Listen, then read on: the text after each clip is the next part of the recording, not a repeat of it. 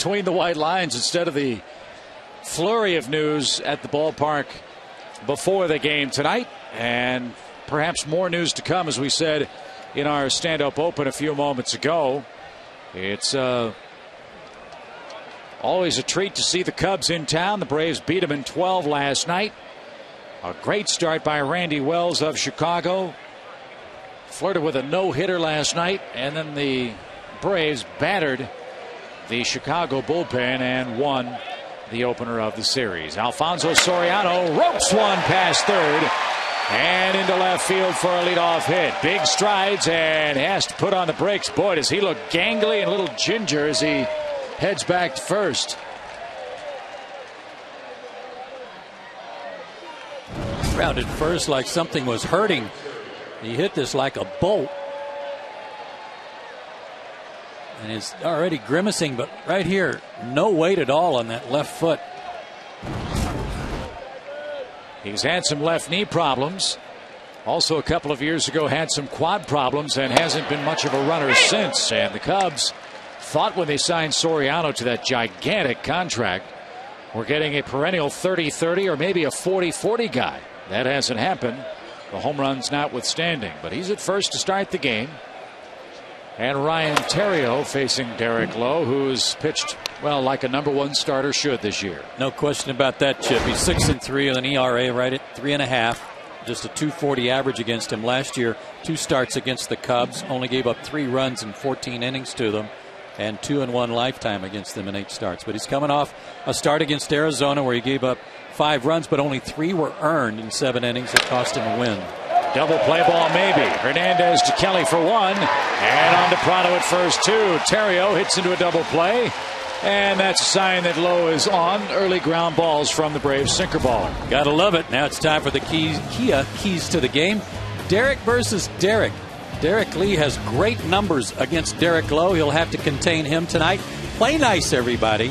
There is some bad blood between these two ball clubs where Ted Lilly was concerned last year. He's on the mound for the Cubs tonight. And Chipper's out, Diaz in. Matt Diaz had a great month of May. We'll keep an eye on him tonight, batting in the 3 spot in place of Chipper. Kosuke Fukudome is up. Boy, the Braves were raving about this guy's defensive work last night. Fukudome, Bobby Cox before the game said, well, kept him alive. Braves thought they had the game won on Diaz's shot in the 11th, but he made a terrific diving catch. Matt came up to me around the batting cage today and he said, where was he playing me? And I said, well, they were all shifted around, playing you a little bit toward right field. Reed Johnson in center was over in right center. He said, yeah, but I didn't notice Fukudome was so close to the line and so shallow. And I said, he really wasn't. He just made a good play, got a good jump, made a good play on you. And you have to respect the effort of Matty. I mean, that was a terrific at bat, taking the ball the other way. And that's what Fukudome can do, too. He sprayed the ball all over the ballpark here last night. A single, a double, hit the ball to left in the 3rd inning against his former teammate, Kenshin Kawakami. Isn't it amazing how many of these Japanese hitters look like they're falling out of the box, already running to first, and still hit the ball hard? Yeah, and I wonder if the right-handed players do it for them. He gets down the line in good shape and is retired. We'll talk more about Fukudome's start. Good start for Derek Lowe. A leadoff hit erased with a double play and a ground out. Braves are coming up in the bottom of the 1st.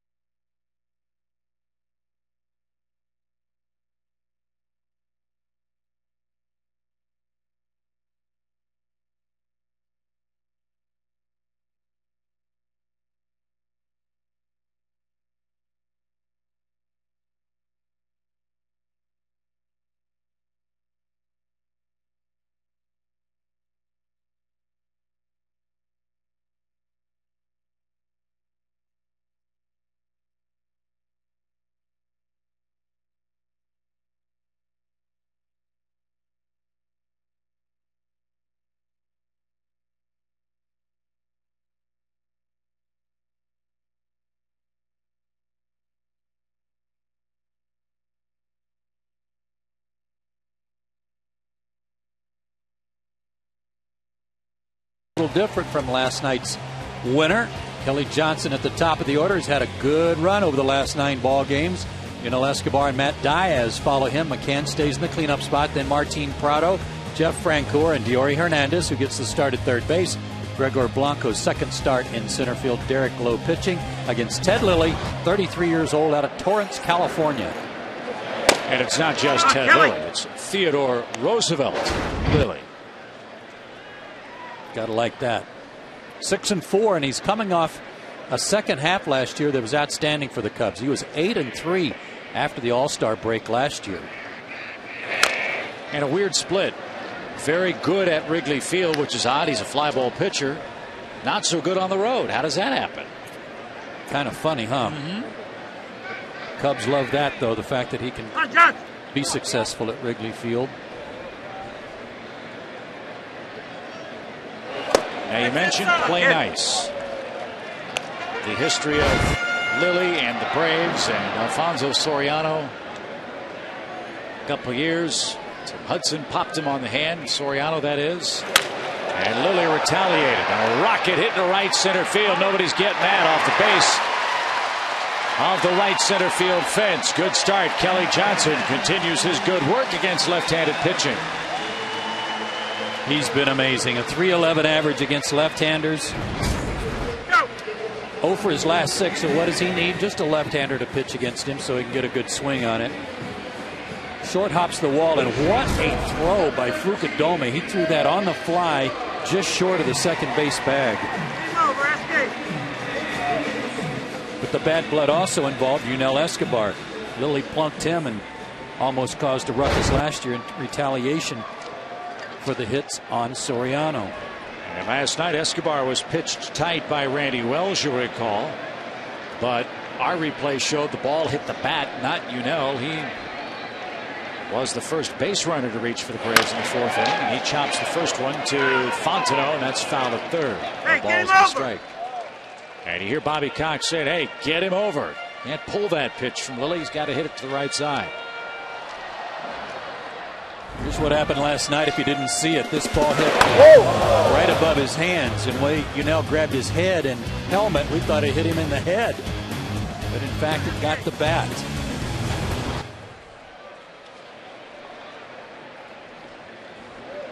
So a lucky break for Escobar. But he was erased in that inning on a double play ball, and Wells was on his way into the 7th inning with a no-hit bid that was broken up by Chipper Jones on a clean single to left. Chipper then got a sternum drive from Derek Lee over at first base after he ended Wells' run last night. A little elbow to the chest.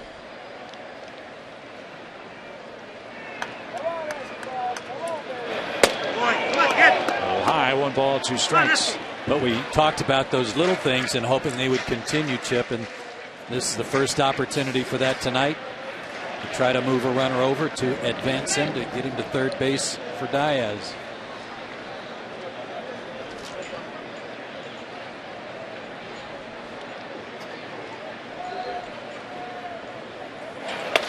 And a good changeup takes care of Escobar. He cannot advance. Kelly Johnson. First strikeout for Ted Lilly. His defense tonight has an outfield of Soriano, Johnson, and Fukudome. Johnson playing for Milton Bradley, who was hurt last night. Fontenot, Ontario, Blanco, and Lee remain the same on the infield. Coy Hill will do the catching. Giovanni Soto gets the night off.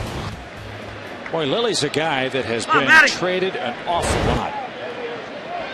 Way back when he was a Dodgers farmhand. That was 13 years ago when LA picked him in the 23rd round. In '98 he went to the Expos with Wilton Guerrero, Peter Bergeron, and Jonathan Tucker for Carlos Perez, Mark Grudzielanek, and Iram Bocachica. Then to the Yankees in a deal for Hideki Irabu, Jake Westbrook, and Ted Lilly, along with Christian Parker the other way in that deal. Then on to Oakland, Toronto, and free agency with the Cubs, where Jim Hendry signed him after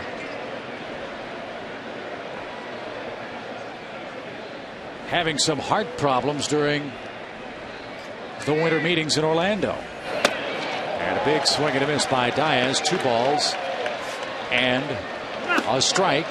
That was those numbers you just saw from Ted Lilly, pretty impressive when you compare him to Santana and Sabathia, tied with Lee and Burley for the most wins against lefties. But how about this, buddy? Yeah, we told you it was going to be a busy night for this Atlanta ball club, and Brad Hange and the Braves have just announced a big trade for this Atlanta ball club. They hooked up with a National League Central Division opponent and acquired a bat. They not only got a bat, they got a Gold Glove winner last year and an All-Star. I think he was on the All-Star team. Braves just got Nate McClouth from the Pittsburgh Pirates. 4-player deal. The Braves send 3 players the other way. Charlie Morton, minor league outfielder Gorkys Hernandez, who had come with Jair Jurgens from Detroit in the deal for Edgar Renteria, and minor league pitcher Jeff Locke. Morton, Hernandez, and Locke for Nate McClouth. McClouth with the Pirates this year,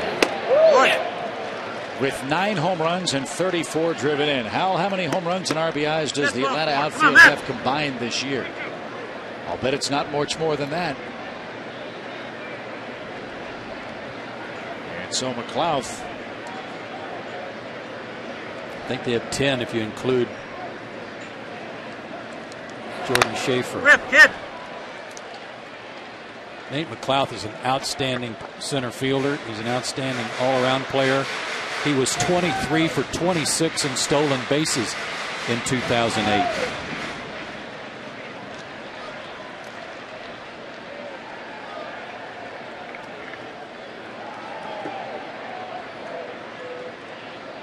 This year with the Pirates hitting .256, as you said, but also it scored 27 runs.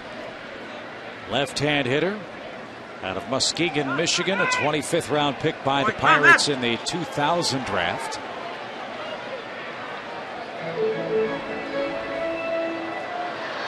And yesterday against the Mets, McClouth went 2 for 4 with a double, a triple, and an RBI against the New York Ball Club in that 3-1 Pittsburgh win against Johan Santana. So apparently he can hit left-handed pitching.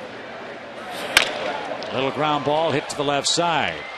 Neither Yunel Escobar nor Matt Diaz can advance Kelly Johnson. He's anchored at second now with 2 outs for Brian McCann. Charlie Morton off to a great start for Gwinnett. He was leading the team in wins with a 7-2 record, a .251 ERA, 55 strikeouts in 64 2/3 innings. Jeffrey Locke was at Myrtle Beach. He was 1-4 in 10 starts with a 5.5 ERA, almost a strikeout per inning. And Gorkys Hernandez at Double-A hitting .316 with 10 stolen bases. Gorkys Hernandez, an outstanding center field prospect. But if you have Jordan Schaefer and if you now have Nate McClouth, you're already backlogged. There's no reason to have that many center fielders, and right. Hernandez was a real nice piece to trade or offer to anybody because of his abilities. No balls and a strike to Brian McCann. So quite obviously when you have a deep farm system, which the Braves feel they do, you trade the possibility of giving away 3 potential all-star kind of players for one you already know is an all-star. Yeah, he was an all-star. He's only 27 years old, McClouth. Last year, 26 homers, 94 RBIs, led the league in doubles with 46. He was 5th in runs scored with 113 and had a total of 76 extra bases. That's a player. And that's a pitch from Lilly. A couple of strikeouts. Braves get a leadoff double and cannot cash it in. More on the big deal announced by the Braves a moment ago as we continue on Peachtree TV.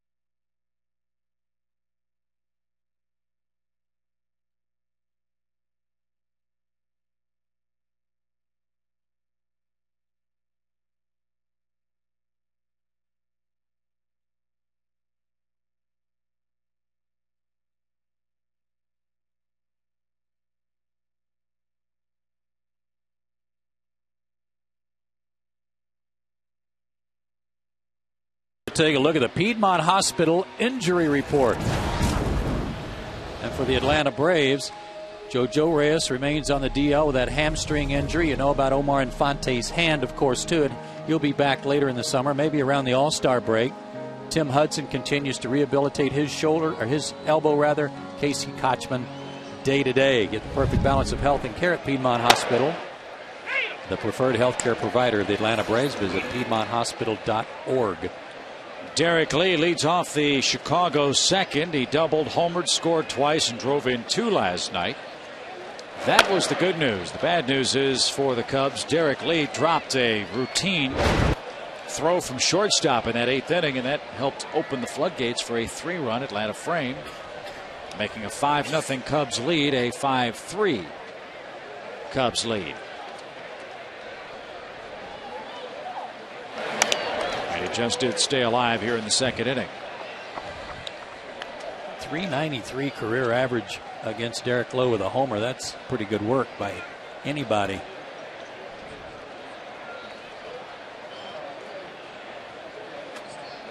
Lee, Fontenot, and Johnson coming up for Chicago in the second. One other thing about the Nate McLouth acquisition, I know we talked with Frank Wren a lot in the spring about what he envisioned his ideal kind of ball club to have, and he talked about a blend of power and speed. McLouth has those things. Last year stole 23 bags in 26 tries and has stolen 28 consecutive bases dating back to last April. This is a Braves club that, if you look at the numbers, does not run an awful lot. In fact, the Braves as a team coming into play tonight have just 12 stolen bases. So now they have a man in the outfield with power, with speed, and can single-handedly change the dynamic of this Atlanta offensive attack, one would think. Left-handed hitter, and he can hit left-handed pitching. I just remember the ball he almost hit into the river in Pittsburgh off Mike Gonzalez earlier this year.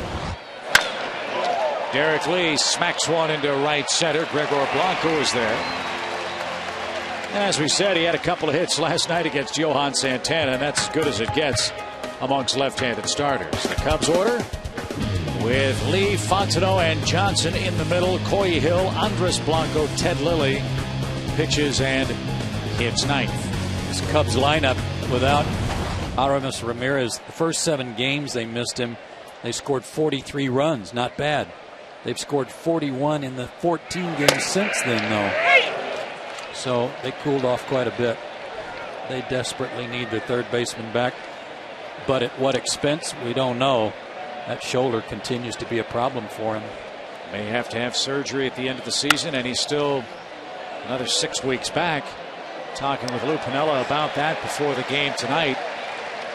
The Cubs starting play this evening are 4 back in the Central. If Ramirez comes back around the All-Star break, which is probably about right, the Cubs are going to have a 70-game sprint to the finish to try to repeat as Central champions and get back in the postseason. And I've never had a shoulder problem. I know we've talked about it. I know you didn't either. For a guy that hits a lot of home runs like Ramirez, what kind of power can you expect from a guy like that coming back from a shoulder separation? We'll see. Which shoulder is it? Glove side? I think it's the right side, but let me check. I wanted to say it was the left. Well, we've got it covered then. Yeah. It's one of those two. It should be.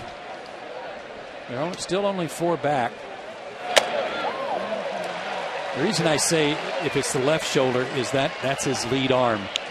That's the bottom hand on the bat. It is his left shoulder. Thank you. It's the bottom hand on the bat.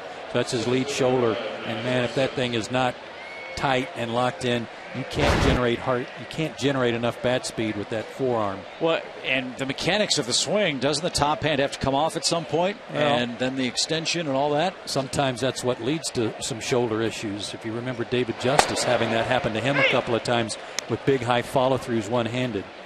So if he's able to keep the top hand on the bat, it'll help alleviate that.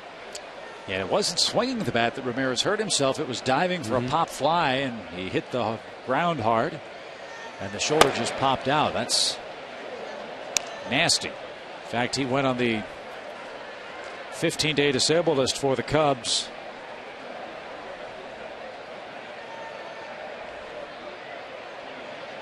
Yeah, You got one of your aces out, Rich Harden and Ramirez. Was that May 9th when he got hurt? May 8th. Yeah, so he went on the list the next day. They also have Chad Fox, Rich Harden, Aaron Miles, Ryan Friel hurt, Milton Bradley, an MRI today on his calf. He's still day-to-day for Chicago. So a lot of high-priced players hurt. The ones that aren't playing real well right now for Lou Piniella's squad. That's just fine by us. Hopefully they'll continue to struggle in this series and get healthy in their next stop on this road trip. Definitely shorthanded from what they thought was going to be their lineup and their pitching staff. Reed Johnson grounds to short. Easy play, retires the side. Lowe's face the minimum, gets his third and fourth ground ball outs in this evening's ball game with the Cubs.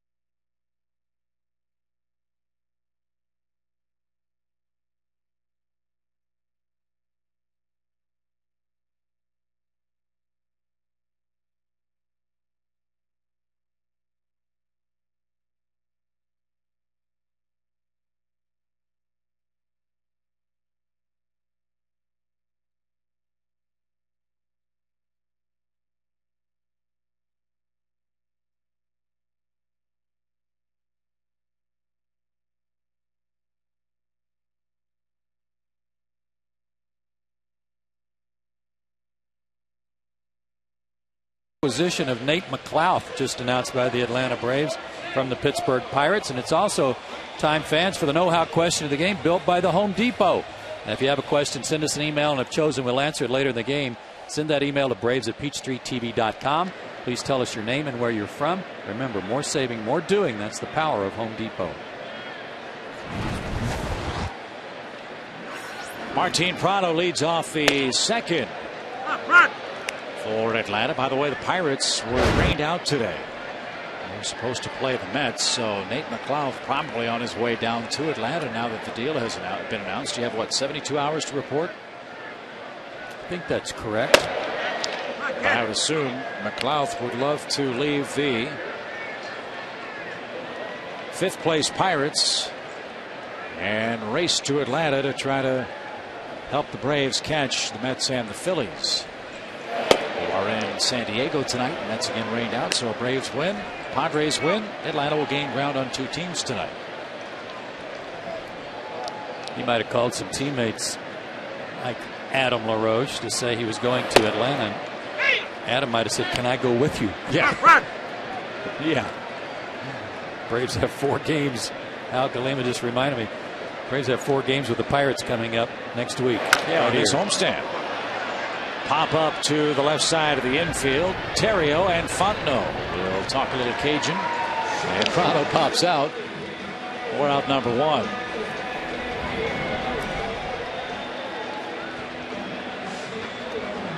Well, we felt just in being around the ball club that something was going to happen with this team. You just knew that around the 40-50 game mark, everybody in baseball has a real. We said it last night.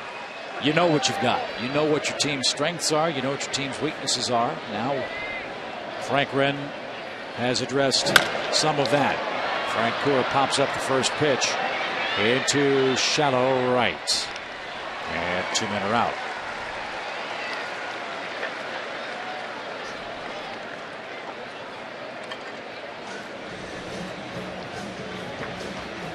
Nate McLouth, the left-handed hitter, and you could say, well, doesn't that make the Braves very left-handed? I think I just said that, didn't I? It does. However, Jordan Schaefer was left-handed too. But your point was Kelly Johnson hits lefties well. McLouth hits them well. McCann hits them well. Anderson can hit them. Not really an issue.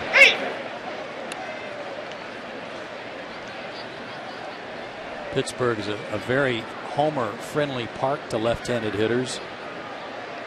But McLouth's hit 60 homers in his career, 30 at home, 30 on the road.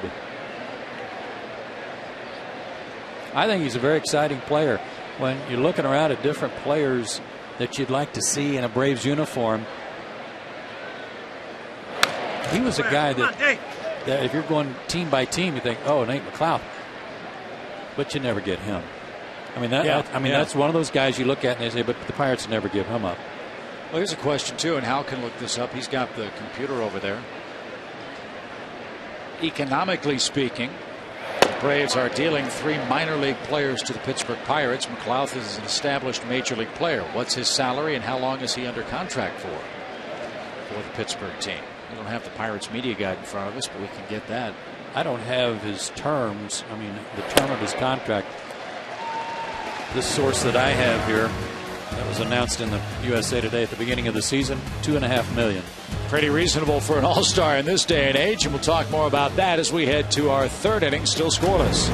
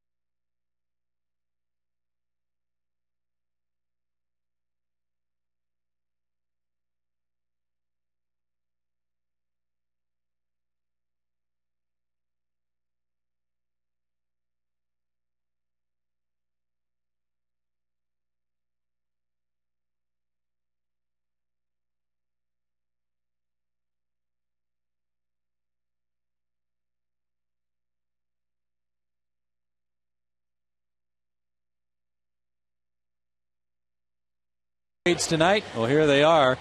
They're the recipients of the Big Smile Seat Upgrade, sponsored by Dr. Deborah Gray King and the Atlanta Center for Cosmetic Dentistry, the place in Atlanta to get a beautiful smile.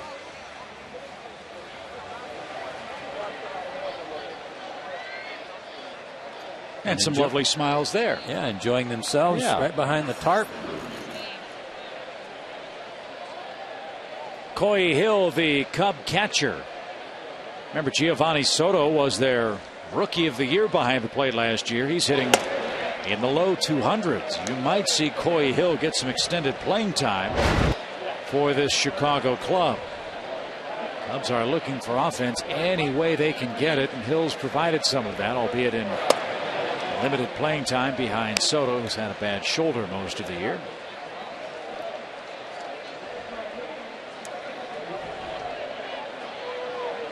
You say Coy or is it Coy? I say Coy, but Coy? Yeah, just sort of. Kind of work that IE in there just a touch? Subtly. I see. But if I say Coy, you wouldn't know if I was saying the IE or not, would you? No. He's from Oklahoma. Heck, you should know. I'm not from Oklahoma. All I know about Coy is that they look good in the pond. Yeah. I don't.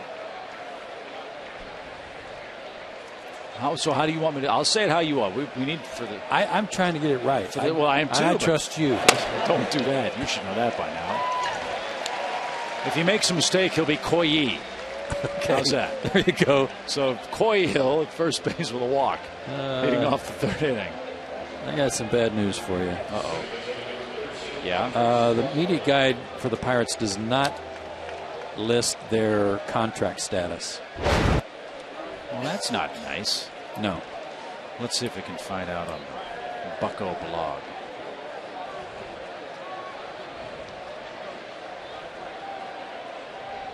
Let's see. Stats. Tell you he's out of Whitehall, Michigan. Yeah. Active rosters. Probably still on their active roster. They don't even have him listed as traded yet on the website. Well, here you go. They've got inside information in their media guide, little Q&A thing. Yeah. Nate McLeod, favorite vacation spot, Cancun. Favorite musical artist, Rascal Flatts. Favorite road city, San Diego.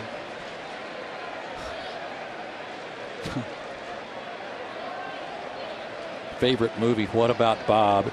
Gotta like that. Chop toward third. There's one. Quick turn and a beautiful evasive move by Kelly Johnson. Coy Hill came barreling in, and Kelly used the bag deftly for the second double play in 3 innings defensively tonight.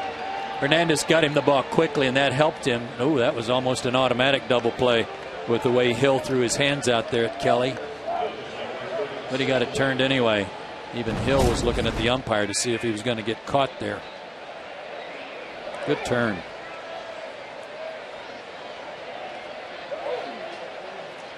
So 2 are outs. And Ted Lilly is the batter and takes a strike.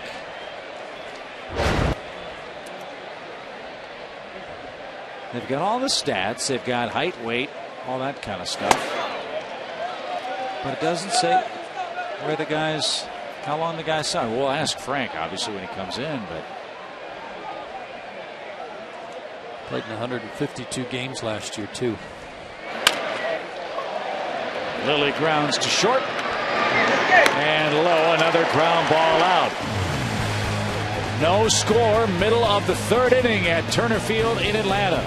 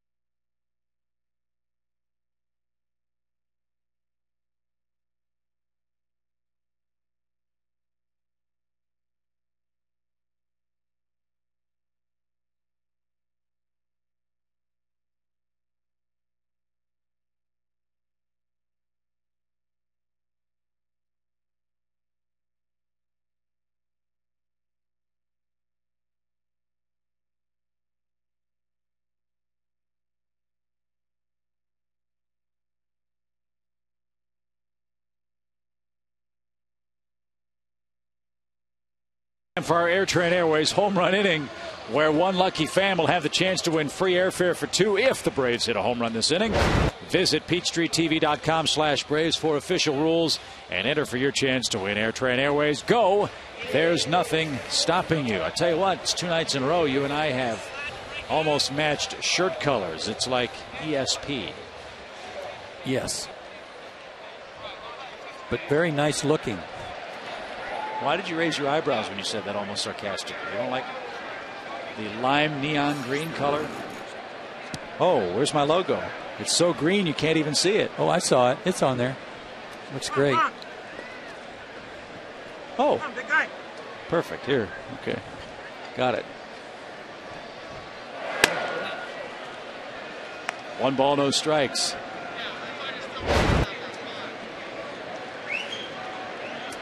Gregor Blanco starting for the second game in a row for Atlanta. With Jordan Schaefer sent back down to AAA before yesterday's game. Braves also made another roster move. It's been a very busy day for the Braves media relations department. Looking good, man. Jorge Campillo disabled, and Brian Barton has been brought up from the minor leagues. Yeah, we failed to mention that Campillo's shoulder just hasn't come around. I think he was only in 1, maybe 2 games after he came off the disabled list. Brian Barton was the outfielder acquired from the Cardinals for Blaine Boyer.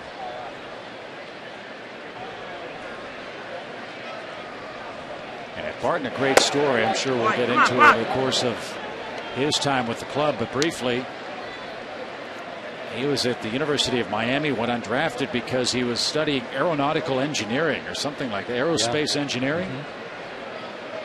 Cleveland signed him as a free agent and made it to the bigs last year. He's an incredibly well-spoken, smart, well-traveled young man, loves different languages, different cultures.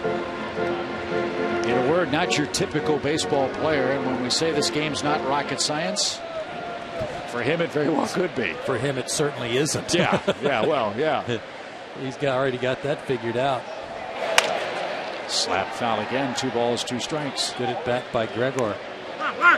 The word we have on contract status for Nate McLeod, he signed a 3-year contract extension for a total of $15.75 million. $2 million this year. Good at bat. Into center field. Blanco taking the ball the other way, but is retired by Reed Johnson. 1 out. $2 million this year, $4.5 next year.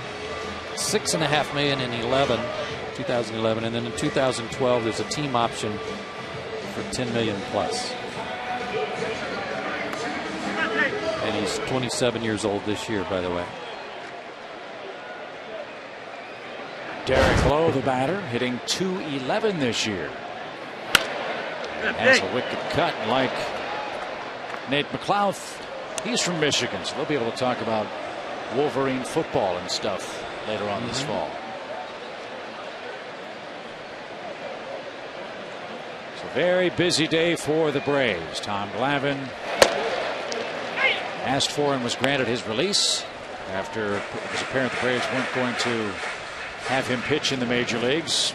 That ostensibly means somebody's coming up from the minor leagues to pitch. I guess that's Tommy Hanson. We can ask Frank Wren that when he comes up. I think he already said that. Did he? Saturday. Okay. Yeah. Chris Medlin will move to the bullpen, and Tommy Hanson will pitch Saturday. 1-2 to Lowe. And another chopper to third. That's an easy play. At least it should have been. Derek Lee with big stretch makes the play. 2 out. Barton up, Campillo to the DL, and of course the acquisition of Nate McLeod. Speaking of Michigan, I had at the beginning of the season picked Minnesota for the American League Central Division title. Yep. And they're in second place, pretty much tied for second with Chicago, 3.5 out. Detroit's in first place. I'm rooting for Detroit. I'm changing my, not because they're in first place and I'm a front runner, which most of the time I am. That's what we love about you. Thanks, Lonnie Dale. I appreciate that. But I'm also for the Detroit Red Wings.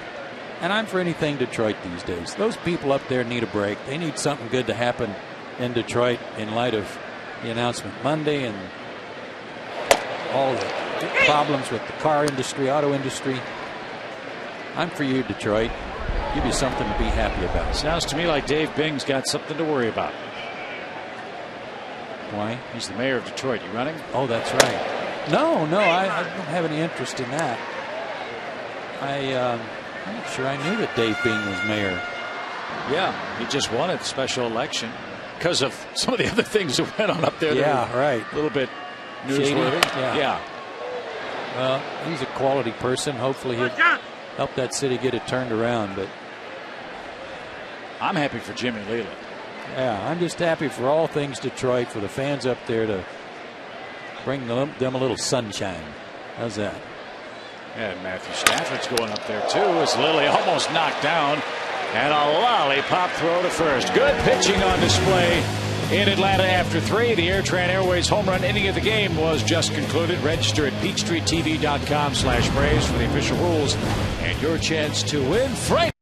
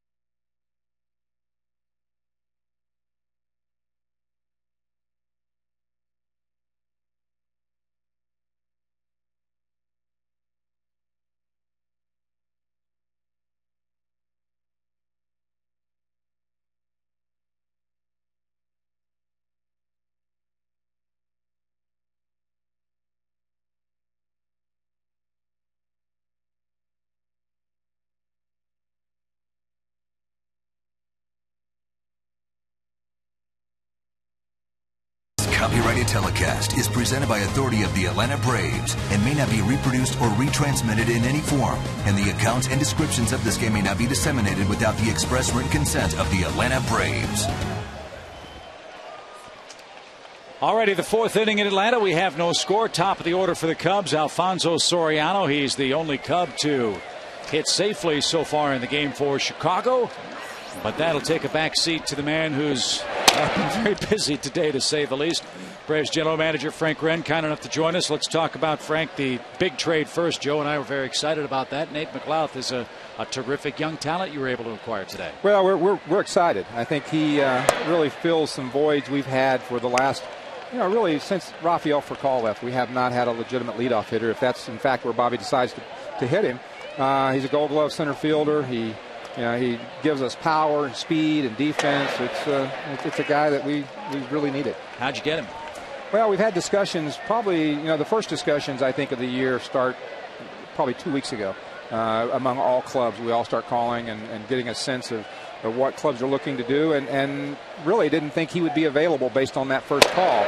And then about a week ago, we had another conversation, and it seemed like there might be an opening, and over the weekend it started developing. One of the things that I know from people on your staff have talked about Gorkys Hernandez as being chopper to third. Diori backs up. And Soriano, laboring down the line, is out number 1. One of the best center fielders, if not the best center fielder they've seen. So obviously you got to trade something to get something, but you kind of are dealing from a position of depth there from the center field standpoint. Well, I think our scouting and player development people do such a great job. Roy Clark and his staff, and they're preparing for the draft right now. But they keep our pipeline pretty filled. And so we have depth there. We've got Jordan Schaefer, who we just sent back out. We've got Gregor Blanco, who does a fine job. So we have depth in that area. Gorkys is going to be a good player. But when we looked at Nate McLouth, he's signed to a contract. He's signed for 4 years. He's signed at a rate that it makes a lot of sense for the club. And so we're excited about having him and having him be a big part of our team. And when you're trying to get a player of that caliber, it hurts a little bit. It's going to hurt because you have to give up good players. But, again, we have the depth in the organization, and I think our greatest depth is probably in pitching. And we gave up a player that Charlie Morton that people saw here last year and is close to the big leagues. And we gave a young kid that's a lot further from the big leagues in Jeff Locke. 1 ball, 1 strike to Terrio, who tries to bunt. Looking at the way the roster could be put together tomorrow, Frank, as far as Game 3 is concerned, you're real left-handed now. Is that a concern? I think Joe and I talked about it. Don't think it will be, but your perspective. It really isn't. I think that's. I think when you're too right-handed is more of a concern for most, because you're only going to face left-handers maybe 20% of the time. Right. And so the right-handers, if you get overly right-handed, you can get hurt by that, I think, more so than being too left-handed. And the great, I think, part for us is our left-handed hitters all hit left-handed pitching pretty well. And if you look at McLeod, his numbers are much better against lefties this year. Terrio wears one with 2 strikes. He got drilled by Derek Lowe. And the Cubs training staff will come out and make sure he's all right. He went to a knee as that ball just ate him up right above the left kidney. Ouch. It knocked the breath out of him. Got him in the rib cage. Took a glance out at Derek Lowe, too. Remember, one of the keys to the game was play nice, boys. Hopefully that's all there is to that. So it is right around the 50-game mark, isn't it, when all you GMs get together and say, well, guys, let's start making some moves, right? Well, exactly. I think I've talked to most GMs in the last 2 weeks, and I think we looked at how we played on our last road trip before this past one, and we played very well. Then we came home and played well. And then going to the West Coast, you could see us sputtering, and we needed something to kind of jumpstart us into the last 4 months of the season. And when we saw this deal hopefully coming together in the last day, we felt like we needed to make a number of moves, and not only this, but we're going to bring Tommy Hanson to start on Saturday and make his debut, move Chris Medlin to the bullpen, and that puts us in the position we think to have the strongest team we can have, and then challenge for our division. We just did not want this division to get out of hand before we made moves if there were moves to be made. Frank, there's people who claim that the reason Tommy Hanson has not been called up before now were considerations that a lot of teams are making these days with respect to free agency, but more importantly, arbitration for the so-called Super 2. Base hit by Fukudome into right. Terrio cuts the bag and stops there as Francoeur throws behind him and holds him at second. How do you respond to that? Well, I think we were waiting for the opportunity to bring him. And when we brought Chris Medlin probably 2 weeks ago, our staff at AAA felt Chris Medlin was pitching the best. And same thing. I mean, he was in the same thing. He was in the same position. He would be a Super 2 if he qualified in a couple years. So we were in the same predicament with both guys, but our staff thought that Chris was throwing the best, and we felt this was going to be a short-term move, waiting for Tommy Glavine to get ready to pitch. And then once we felt it was going to be a permanent spot in the rotation, we would bring Hanson, and so that's really where we are now. I think, unfortunately, in Tom Glavine's case, we've been evaluating and watching for the last 3 weeks as he's made his rehab starts, and there was a collective feeling and evaluation from a number of people, and I would say it's probably 6 to 8 people that have seen him and evaluated that we would be a better ball club with Tommy Hanson making those starts, and so that really led to what was really a tough decision today. That's what I was going to ask you. I mean, look, you paid Tommy a lot of money to try to come back and pitch. That didn't happen with John Smoltz. What was the difference between those two decisions by the Braves, and ultimately was the Tom Glavine decision an economic one as well, because he had a huge bonus if he was on the Major League roster? The bonus was not really an issue if we felt he could pitch. Right. If we felt he could pitch effectively at the Major League level, we would have not worried about that.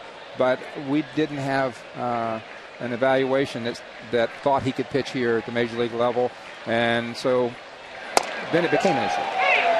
And those are always tough. I mean, you got a guy that's going to the Hall of Fame, and sure, as Joe said in the open, and I think it's true, when a guy, you say you're not the right guy on our club at this right time, that's tough to say when you look at the pedigree and the numbers of a guy who's been so much a part of this organization, Tommy G. I think it's one of the most difficult when you're looking at, obviously, a future Hall of Famer and a guy that has been such an outstanding performer for this organization. I'm not sure there's a tougher conversation you can have in this game. I mean, we've been involved in tough decisions of releasing players or optioning players, but this is a much bigger conversation.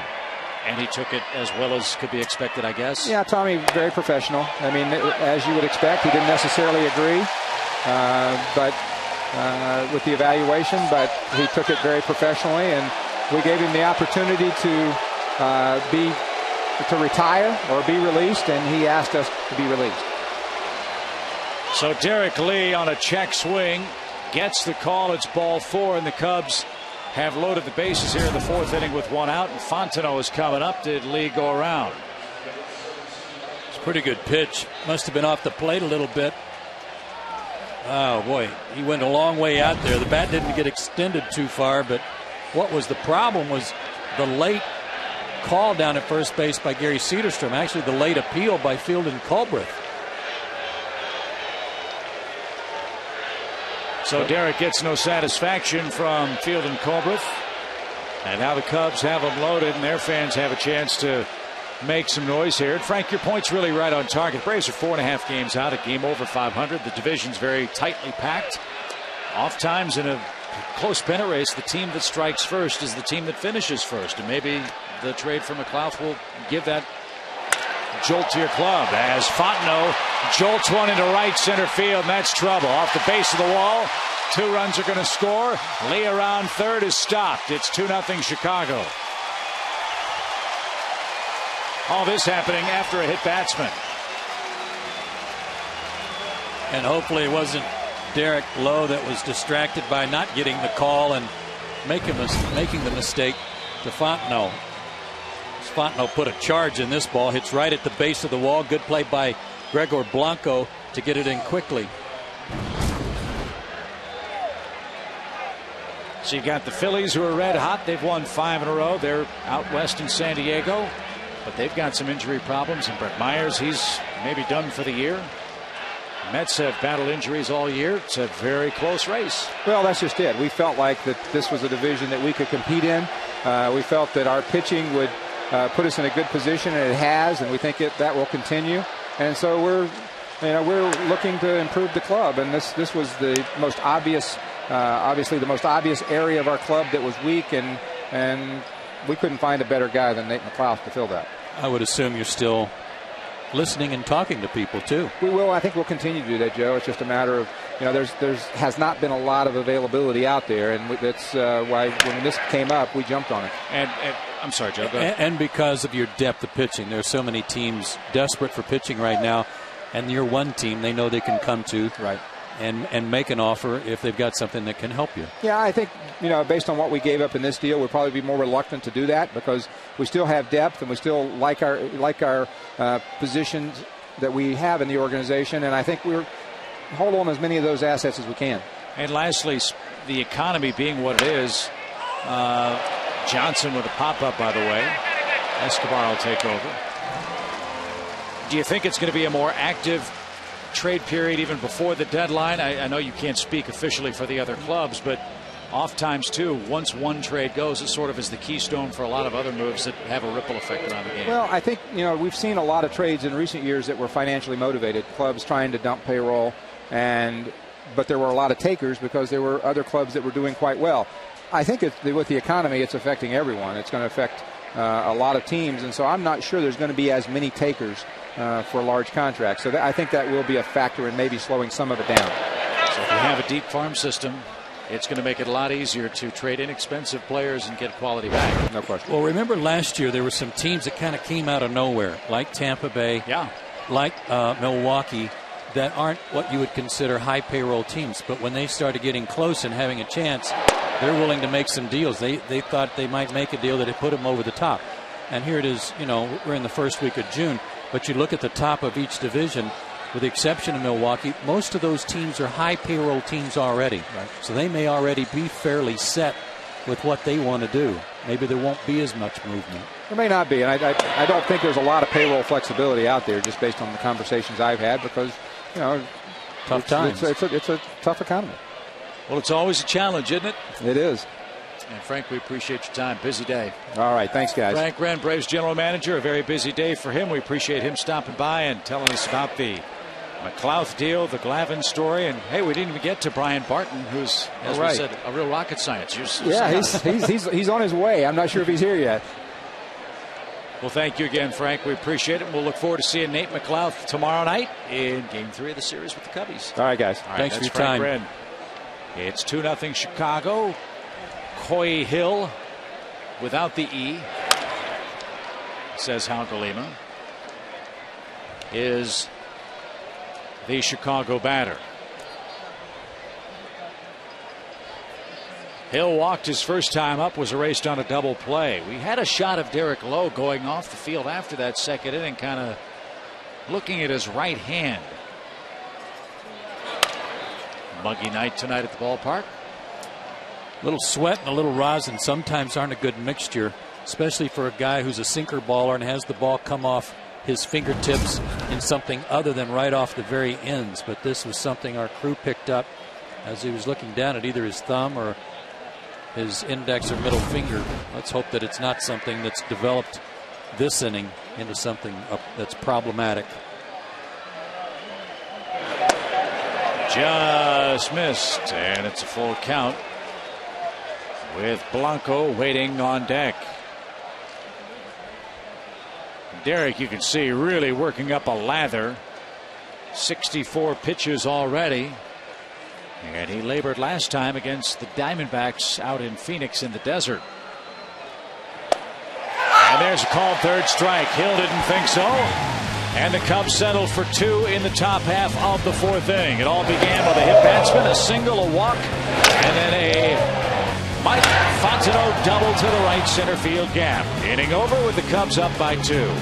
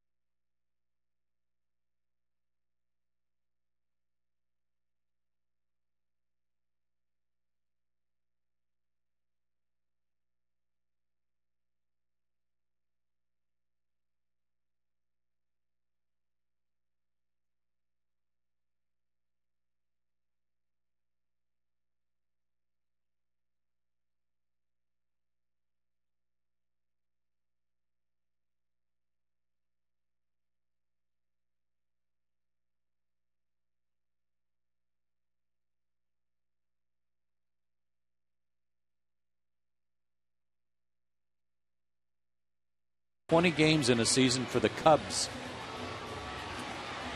Ooh, I like that one. Huh. Steve Trout. Wow. Steve Trout. Jamie Moyer. No.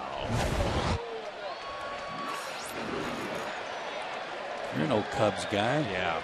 You're a Bud man and a Cub fan Especially many years ago. Especially the first part. Yeah. Here's Escobar. And he takes high. 1 ball, no strikes. As I mentioned earlier, a couple of years ago in the winter meetings, Jim Hendry, the Cubs general manager, signed Ted Lilly while he was on his way to the hospital. It's a kind of a laughing matter now, but it wasn't then. Remember, he had some heart palpitations or something like that, was having an angioplasty when he agreed to the contract with Ted Lilly. Yeah, I love it. Well, it's easy for us to love. Yeah, I was just going to say, though, the way he's pitched the last 2 years for the Cubs, that's made his heart feel a lot better. Yeah. 17-game winner last year.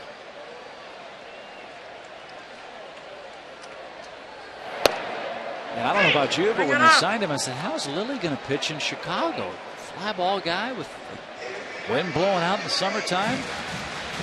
No problem. No, he's been terrific. An ERA over 6 on the road this year, though. Maybe the Braves can figure him out here in the second time through. Got a 2-run lead, and Escobar trying to hit it a mile. Has come up empty swinging twice. 1 out in the 4th inning. And Braves baseball on Peachtree TV and HD, brought to you by the Georgia Aquarium. There's always something new at the world's largest aquarium. Visit georgiaaquarium.org.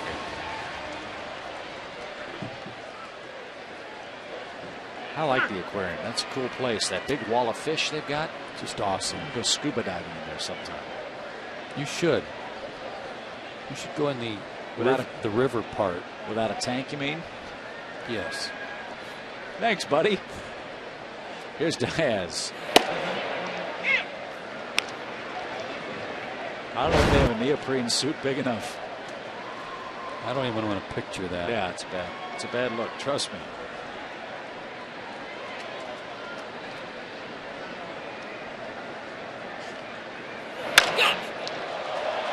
Lilly didn't like that pitch, but he's going to like the result.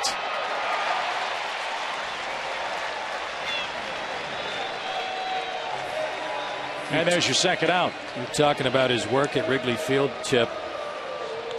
20-11 since he came to the Cubs at Wrigley Field. That's not too bad in 39 starts.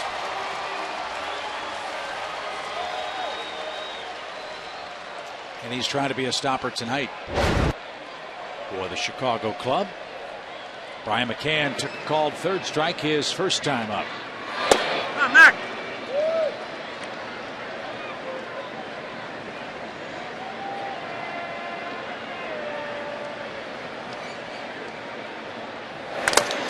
Come on, kid. That got the catcher and the umpire on the way back. I mean, there's a lot that's happened tonight. One player's been released. One player's been called up from AAA. One player's been put on the DL. 3 players have been traded from the minor leagues, and a player's coming here from Pittsburgh. And I had a feeling tonight when I saw Pete Van Wieren at the ballpark that something was afoot. You know what? That's a very good point. He might have inside information. Pete Van Heineken.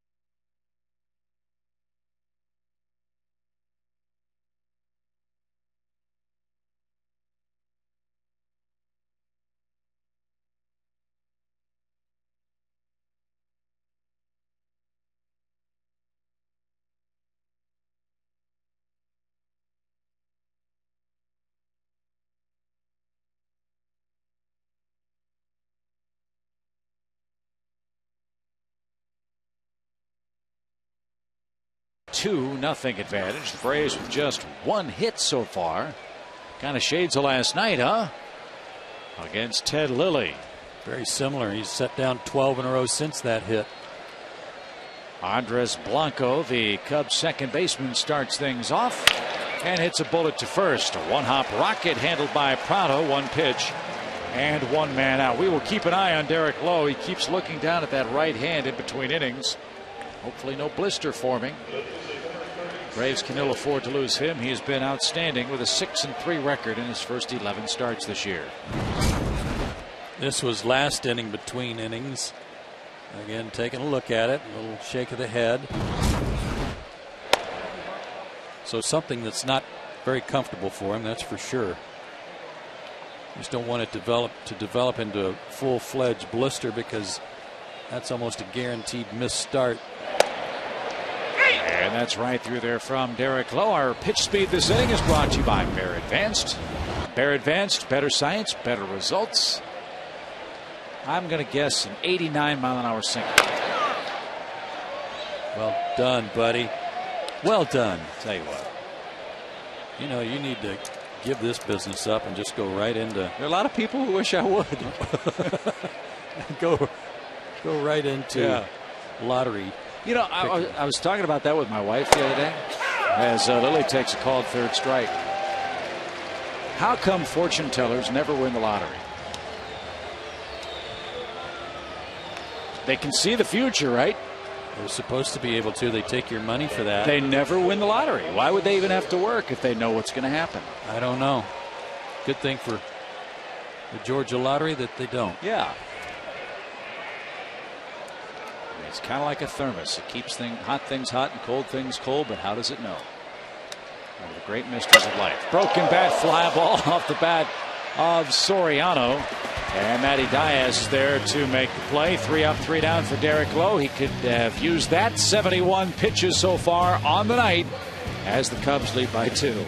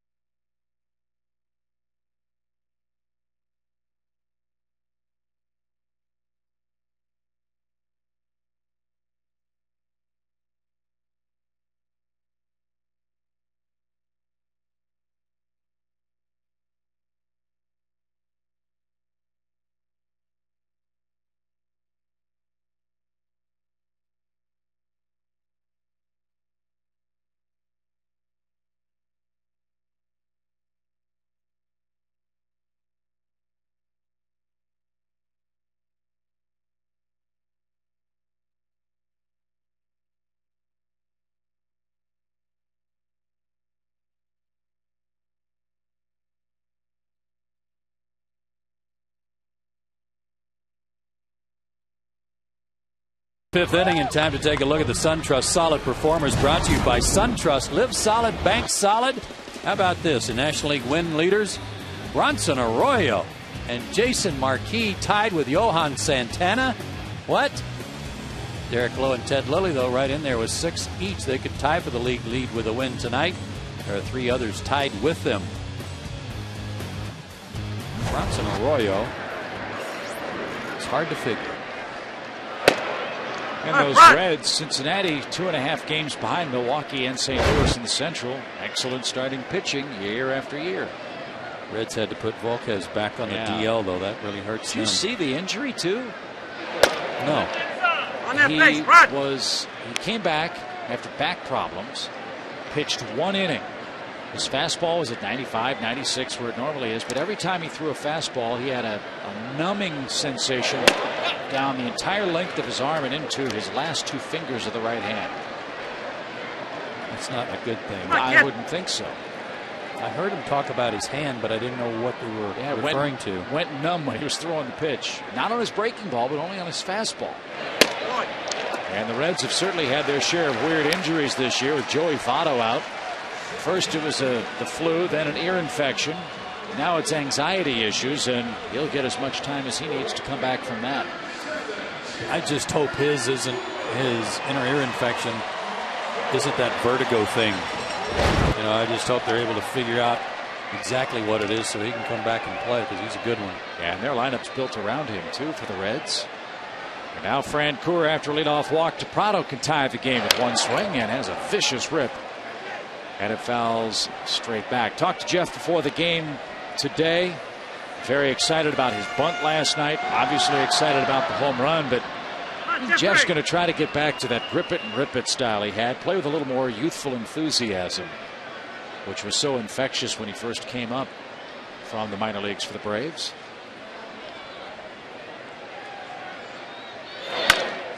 In the air to right, down the line, Fukudome. He makes the play for the first out. Yeah, I read this morning a quote in the paper after the game last night, him saying that he just wanted to go back to being me. Meaning Jeff wants to be more like Jeff, not like me. Well, I mean, I would want to be like you too. I mean, you're moderately neato. Not in the neoprene outfit, but.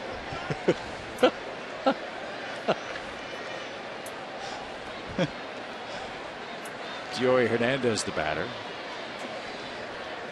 Braves won a thriller last night, now trying to keep the momentum going. We talked about it last night. If there's one thing that has been maddening about this team is they've been consistently inconsistent.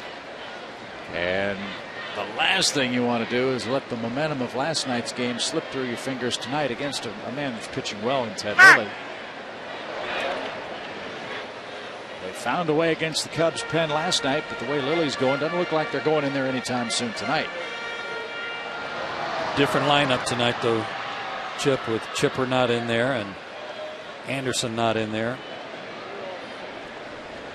Two guys that have been going pretty good.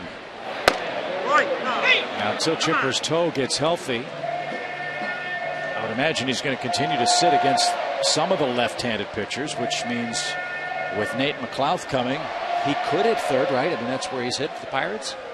McLouth's hit third most of the year, 157 out of 168 at bats. High pop fly, foul ground on the infield and playable. It'll be Derek Lee. And 2 outs. Here's the answer to tonight's Toyota Tacoma trivia question. Last left-handed pitcher to win 20 games in a season for the Cubs. I liked your Steve Trout answer. Steve Trout? I don't think that's right, though. Terry Mulholland? No. Wow. A few years back. No chance. They've had some good ones, too. I would have said Dick Ellsworth, but I thought he was right-handed. So that's a problem. Yeah.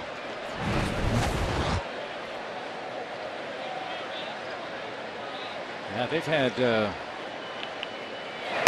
some real good left-hand pitchers there, and recent memory, some terrific righties too. Kerry Wood, Mark Pryor. That duo didn't work out all that well. What a shame. Yeah. I wonder what the path of the Cubs would have been if those guys hadn't gotten hurt. Well, they were within, what, 4 outs of the World Series with them in 2003. What a shame for Mark Pryor. I mean, he's still trying, too. He's in San Diego, and it all changed when Marcus Giles and Pryor collided on the infield. I think that was in Chicago, wasn't it? It was. Little ground ball, kind of like that one. And they collided, and Pryor's shoulder was never the same. Braves get a leadoff walk from Ted Lilly. Can't cash it in. And we move along to the 6th inning. A very briskly played game on a warm, wonderful night at Turner Field.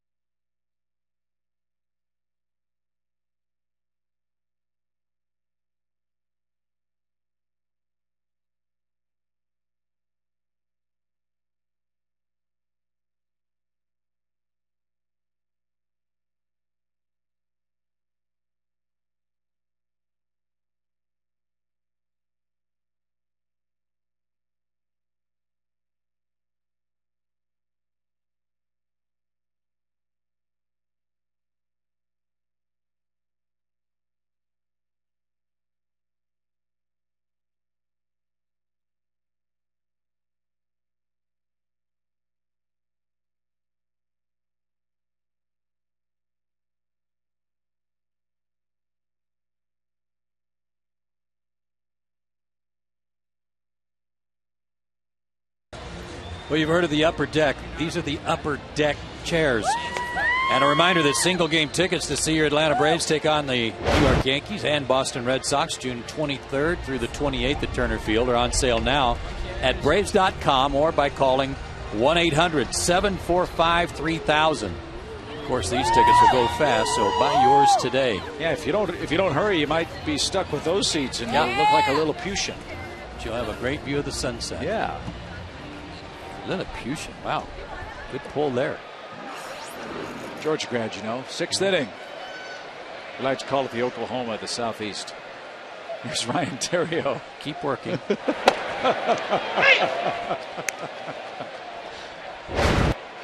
Terrio got hit by a pitch in the 4th inning and scored the first Cub run.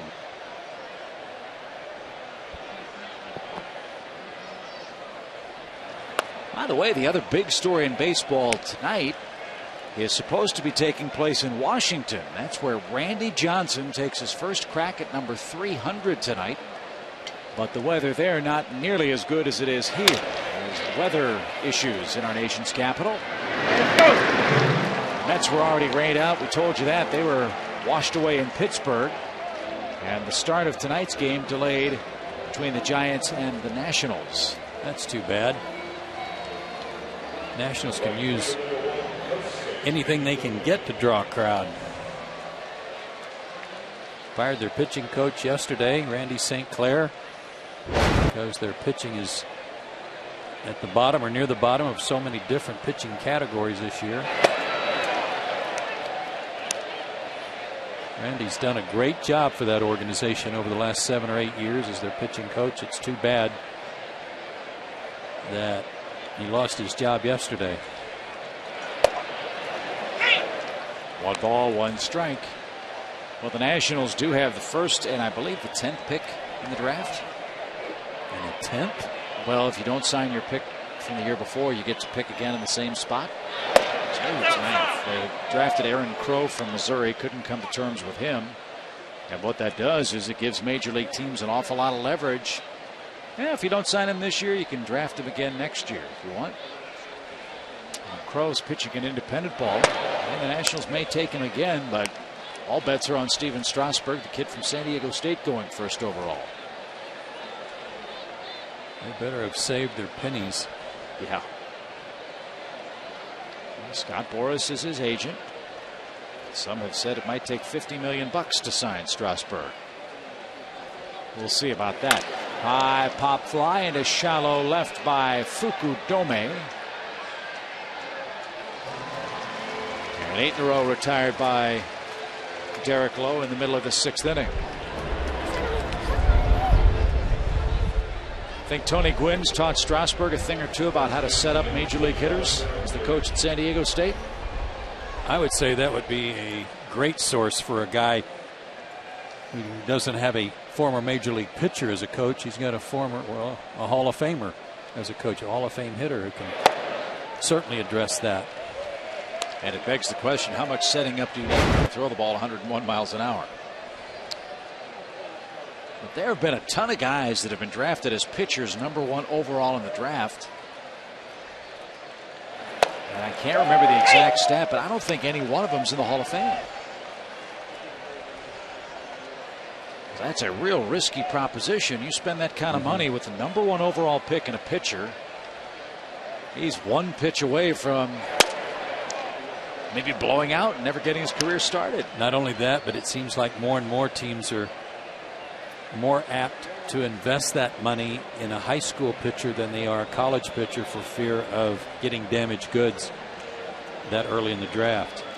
For example, they threw 167 pitches the other night for Texas. Did you read what Keith Law from ESPN wrote about that? ESPN.com.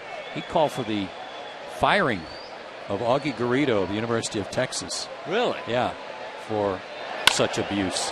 Line drive to left for Derek Lee. And that's his first base hit in tonight's ball game. Well, all of us in baseball, again, I don't want to speak for you, but I know that we've talked about this.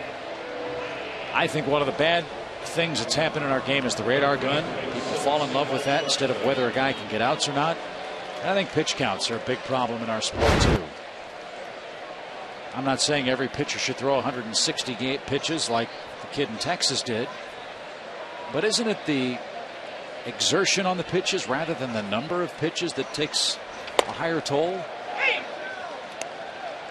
It just depends on the circumstances revolving around that. Yeah, I stress. think, Chip, he threw 2 innings the night before. Oh, I get that. And the argument was, well, he kept telling us that I'm not coming out of this game. I'm not coming out of this game. Well, I appreciate the fact that he is hard-nosed and he wants to help his team. But at some point, isn't that the coach's responsibility to say, hey, that's enough. We got another guy coming in. Absolutely. I'm with you on the pitch count and how I believe it's Nolan Ryan who's kind of done away with that in Texas to try to build up some endurance and arm strength in their minor league pitchers. And in the major league guys, too. I mean, he called him Kevin Millwood and said, after last year's disappointing year, Kevin, we're extremely disappointed in what you did. I mean, he gave him a heart-to-heart, and Kevin was shocked by it, number one. And number two, wasn't real thrilled with what they told him. But once he had some self-reflection on what Nolan Ryan was trying to tell him to do, he worked out hard in the offseason, lost a bunch of weight. And he and the Rangers are pitching extremely well since the end of April. And the philosophy is, you throw, we'll tell you when to stop throwing. We'll see if it works in the heat of the summer in Arlington. Giory Hernandez, long run, and can't locate the baseball. Foul ball off the bat of Fontenot. Good effort. 2 balls, 2 strikes. Giory made a great catch on the road trip on a similar play, but I think he saw Matt out of the corner of his eye and pulled up right at the last second.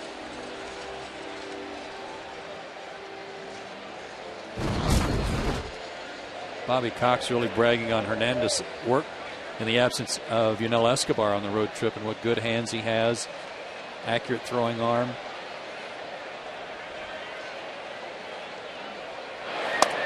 Slider missed. Full count to Fontenot. Lee will have the run privilege if he so desires with 2 outs.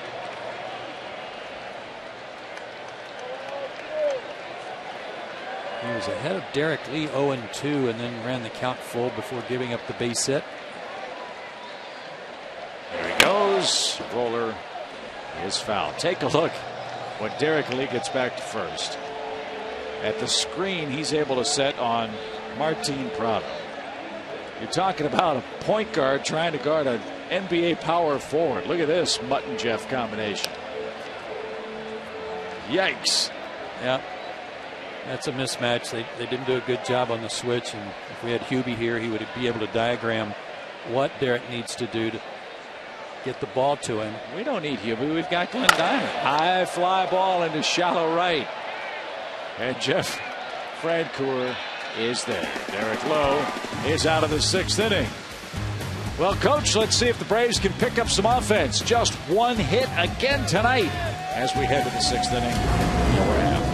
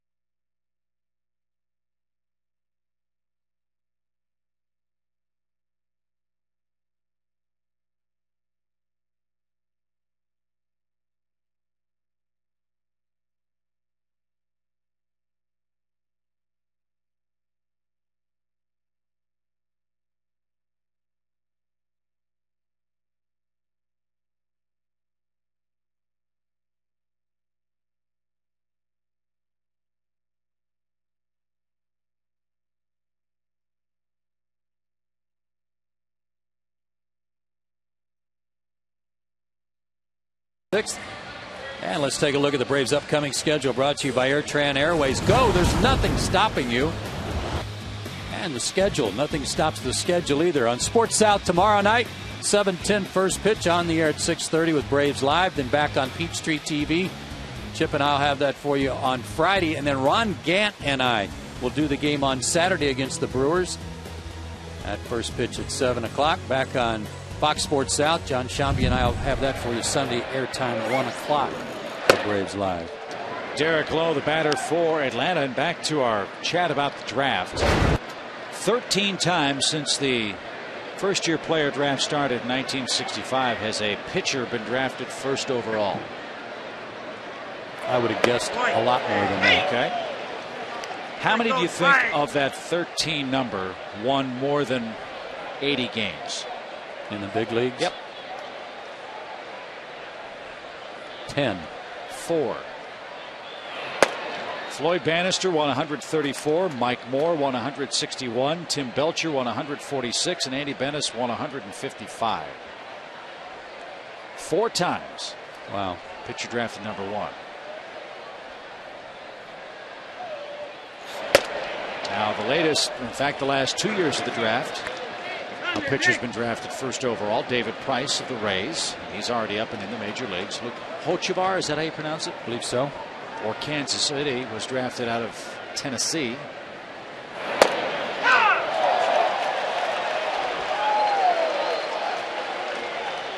And Lowe is the first out here in the 6th inning.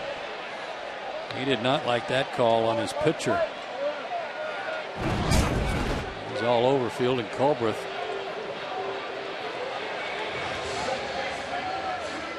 From our overhead camera, it looked like it might have caught the plate, but from our center field camera, it looked like it curved around the plate. So 5 strikeouts for Ted Lilly. Kelly Johnson doubled to start the game and could not advance. How big's that run looking right now in a 2-0 Chicago game? Talked at the start of the show about little things meaning a lot. In a 2-run game, that one sure does mean a lot. And it started with Bobby yelling at Yunel Escobar to get him over after Yunel had pulled the ball foul down the third base line. He struck out twice. Waits on deck next.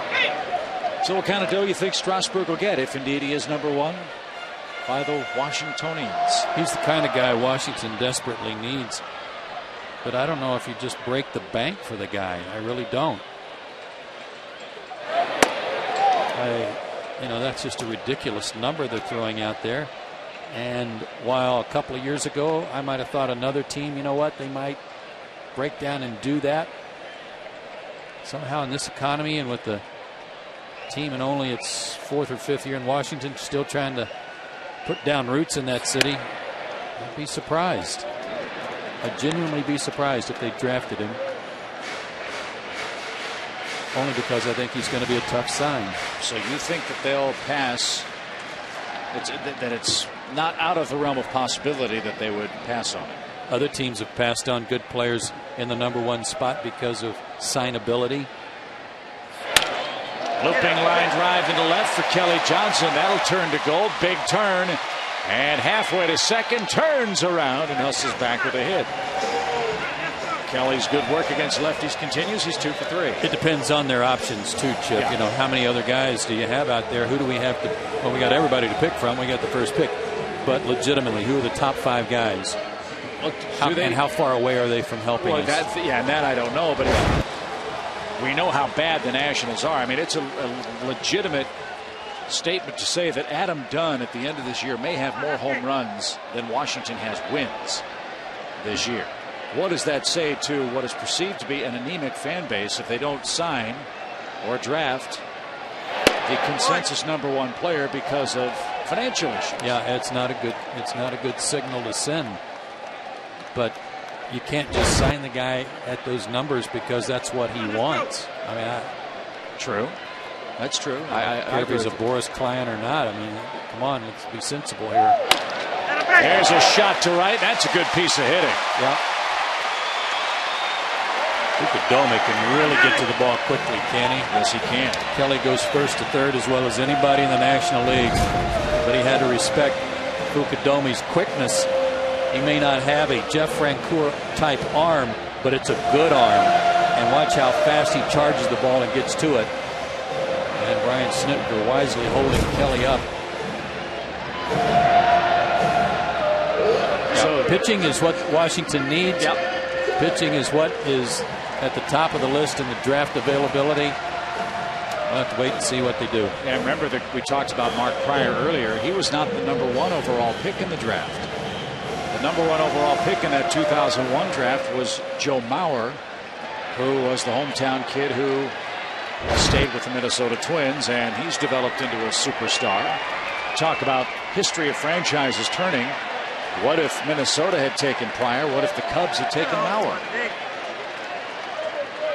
We'll never know the answer to that as Diaz takes the ball inside. There are a couple of ways you could look at that. There's a lot of different choices out there, but the year that Tampa Bay was #1 and Florida had the #2 pick, Tampa Bay took Josh Hamilton, Florida took Josh Beckett.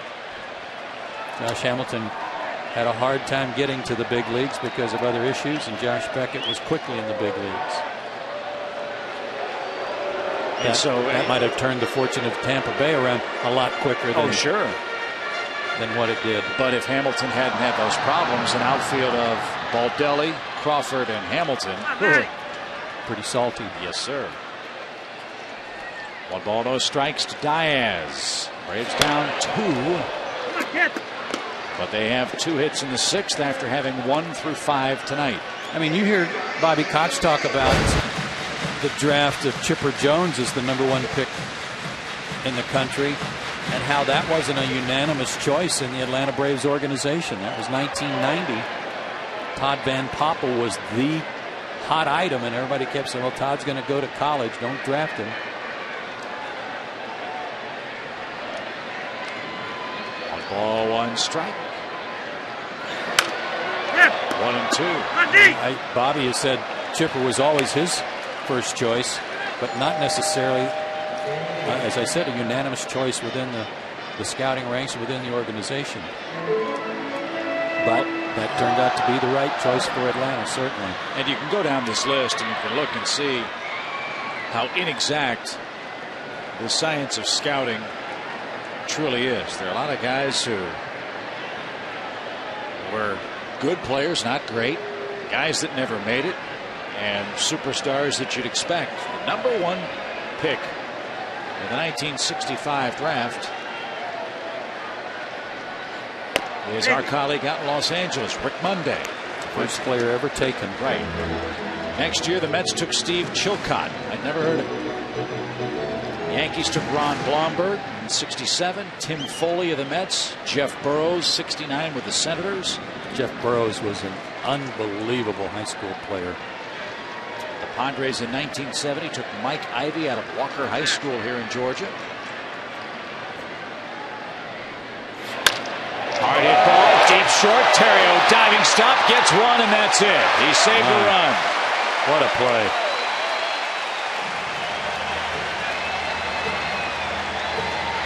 Diaz is going to be talking to himself with this Cub defense against him in this series. That's at least twice they've robbed him of hits. That ball was hard hit too. Quick first step from Terrio here. The crossover. Outstanding play.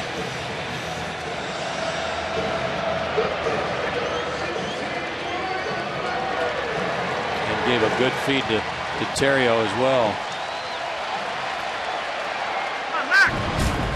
Ted Lilly very appreciative for saving a run. So Brian McCann hits with 2 on and 2 men out. Now the rules of the draft, as that ball gets away but no advance.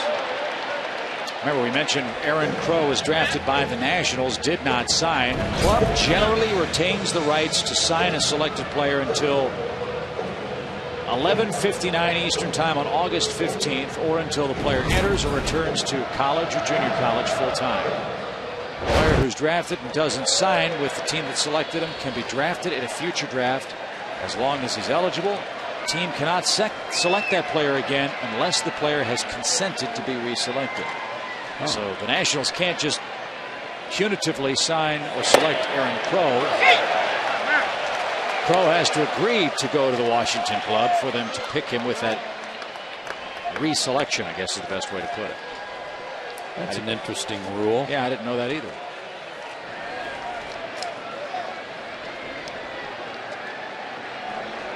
One ball, one strike with 2 on for McCann.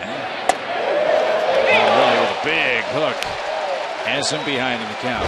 This fastball has been 89 to 91 all night to keep the hitters honest, and then he has dropped in this slow hook a couple of times too. Good pitch to really keep the hitters off balance, and the fastball has kept them honest.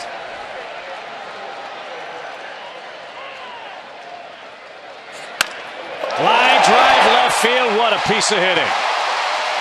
If you're noticing a trend here, the Braves are having their best luck taking Lilly the other way in this frame.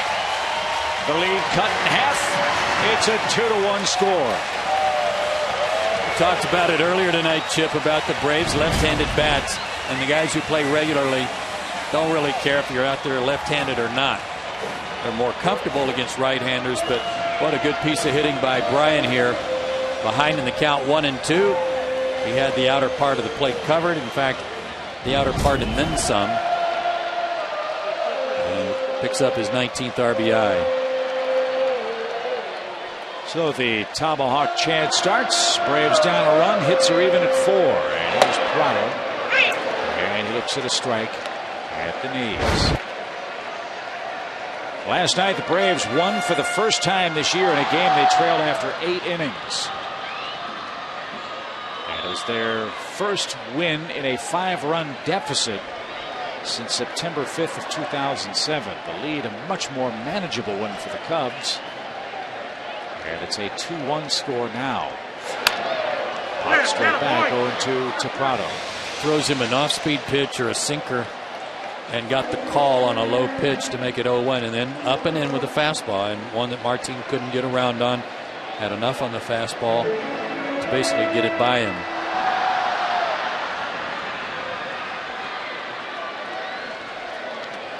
Martin tough against some of the better pitchers. He's hitting .444 against the National League's top 10 in wins this year.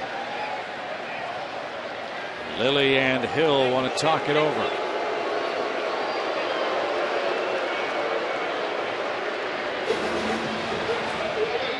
Lilly shook him off a couple of times, and Hill wants to know, well, what do you want to throw then? Maybe Hill had a plan for what he wanted.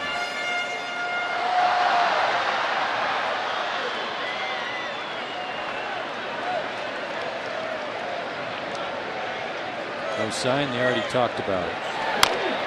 Little number. That's going to turn to goal. Bases are loaded with 2 outs. Boy, the Braves with 2 strike hitting in this inning. Strike again and load him up for Francoeur.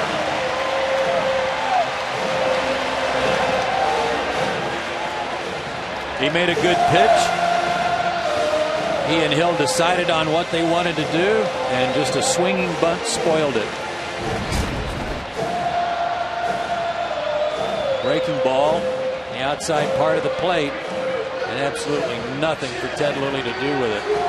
And Larry Rothschild out to help him regroup.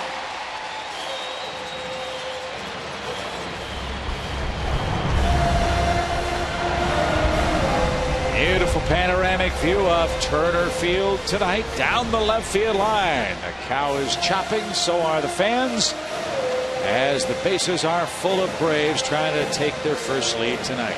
Jeff's flied out twice tonight, and he's flied out to right each time. So one of the things he's trying to do is stay on these pitches from Lilly. Last night, the game tire, a fastball from Kevin Gregg, just crushed because he was patient and waited for a pitch up. And it was a 2-1 count.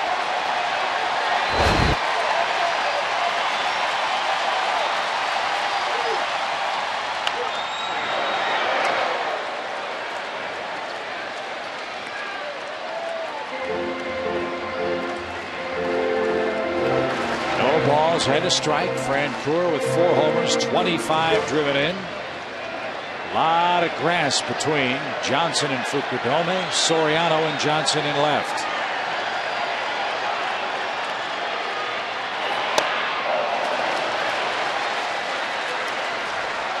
2 swings of pitches. I'm not sure either one were strikes, Chip.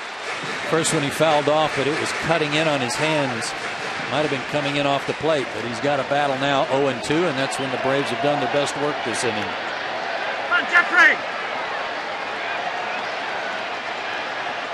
No sign again. Yeah. Good job just to stay alive. How about that? He just flipped his hand, right hand. Didn't even put it down where you'd normally see the signs. Troy Hill just had his hand resting on his glove and flipped his fingers a little bit and really knew what that meant.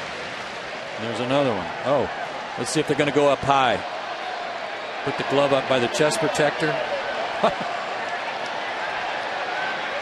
No need to even hide the signs. Wow. 0-2. This is kind of fun. I've never seen a catcher do that. Me neither. Me neither.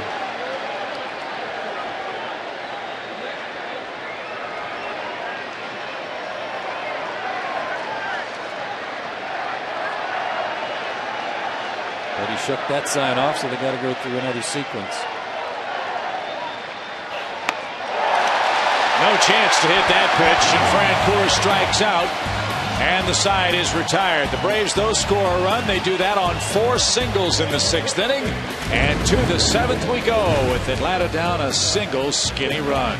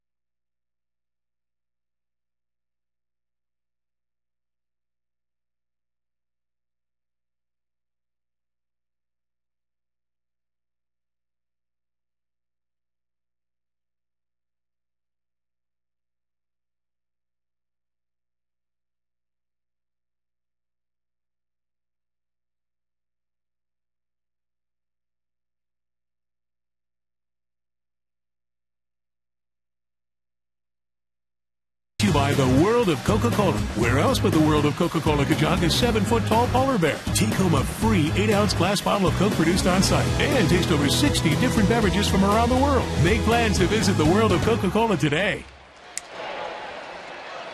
Beautiful baseball night in Atlanta with Reed Johnson set to lead things off in the 7th for Chicago.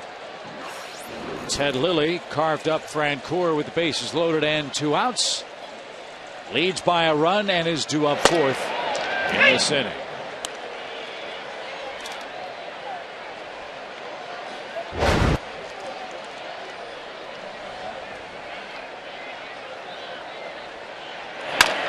Little ground ball hit towards second. Kelly Johnson's got that. And 1 man down. Derek Lowe gave up both of his runs in the 4th inning. A hit batsman, a single, a walk, and then a double by Mike Fontenot, who's filling in for Aramis Ramirez over at third base. Since then, he's allowed just 1 base runner. And Derek has been a very fortunate recipient of pretty good run support this year, if memory serves, for the Braves ball club. That's correct. Derek has gotten nearly 5 runs per game. The only man that's received more run support is Javi Vasquez, who has gotten 5. Derek's at 4.8 runs per game.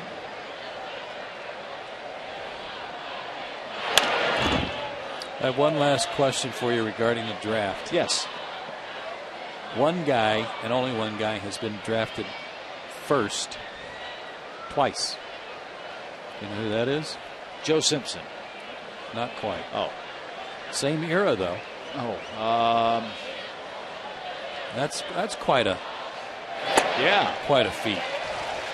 Carmen Fanzone. Twice he was drafted #1. And you know him, Danny Goodwin, who used to work for the Braves in the community development area.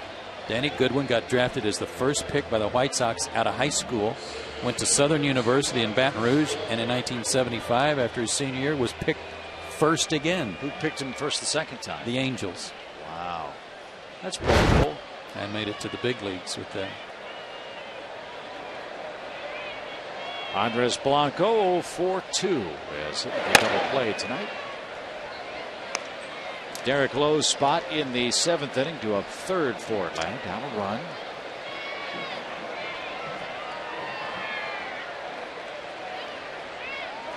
A couple of men has punched out 4 so far. Haven't seen any of the pyrotechnics out of the new Gas South sign in right tonight.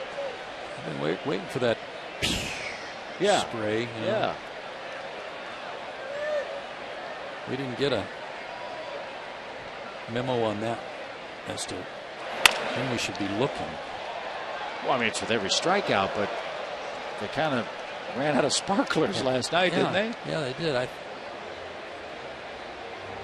think it's more than a 1-inning promotion, so. I think so. Yeah. It's going to be coming right out of here. Yeah, you want to. I'll tell you what. You know what we can do? Yeah. When Lowe strikes out Blanco here, you can draw it. Okay. Okay. Because we want our fans at home to have as close. There you go. As close to the ballpark experience. We'll even do sound effects. Oh, okay. I like that. Liner. Oh, no such luck. That one kisses the chalk and takes an odd bounce away from Diaz. High throw to second, but Blanco slides in safely.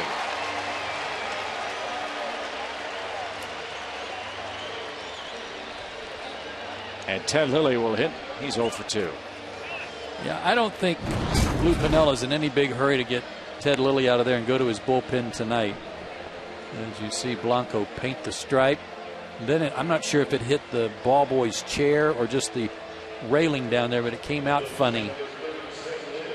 Wow, good hang time. Oh, that was awesome. Good play. It was hit the wall. You want to draw that too? No, I don't have to draw greatness.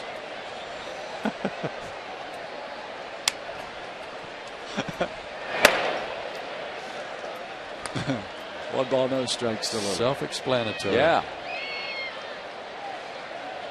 Slip a couple nickels under that kid's shoes for his hang time.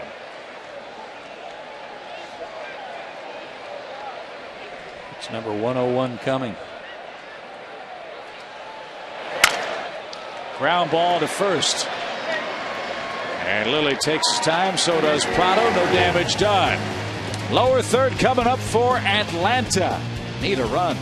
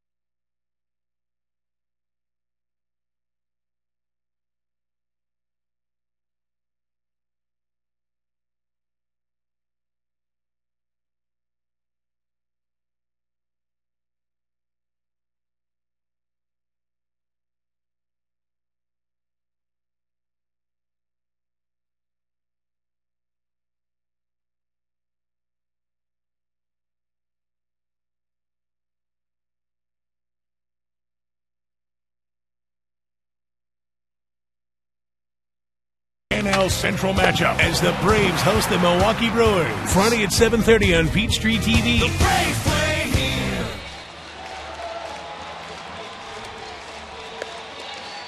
Let's get some runs. Thank you, Mr. Carey. A busy, busy day at Turner Field today.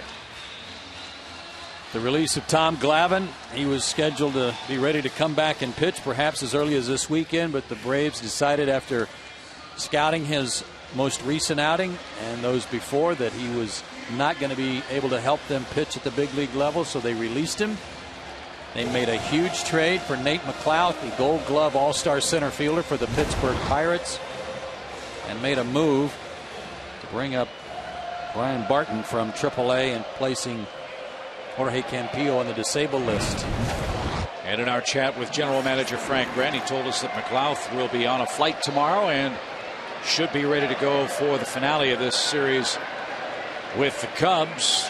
And he'll reacquaint himself with his former Pirate teammates, for they're in next week after Milwaukee leaves town.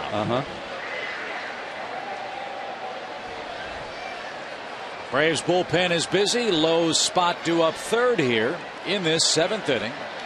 Diori Hernandez starts things off. And a squibber hit to the right side. Nice play by Blanco. And Derek Lee the stretch. There's your first out. It would appear that Derek Lowe's night is over. He got some handshakes in the dugout. And in fact, Chipper's come out on deck to hit for him.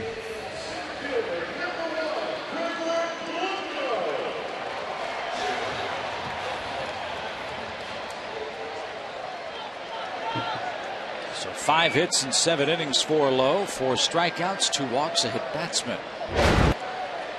As you see our Georgia Lottery scorecard brought to you by the Georgia Lottery. Today could be the day. A bunt attempt.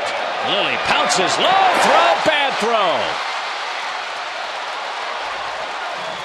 And Blanco with a bunt hit. And that was so close to going in the stands and putting him at second base. He got up on top of the tarp but didn't go over it. What a good bunt. And watch when we show you the replay how calm he is. He pauses right here. He doesn't run and makes sure that he makes it perfect or foul. And Lilly's throw certainly less than perfect. Good throw probably gets him. It bounced right over to the tarp, up on the edge, but not quite over. Or the tying runs at second. And now here's something a little puzzling to me. Chipper Jones is going to pinch hit against Lilly, but didn't start against the left-hander because of the problems that big toe causes him when he hits right-handed. Well, maybe a test for Chipper to see if it's feeling better. Lilly's not a guy that throws all that hard, so he doesn't have to worry about the hard biting slider of, say, a Randy Johnson, which caused him some trouble out in San Francisco. 1 on, 1 out, 1 run hole for Atlanta. 2-1 your score.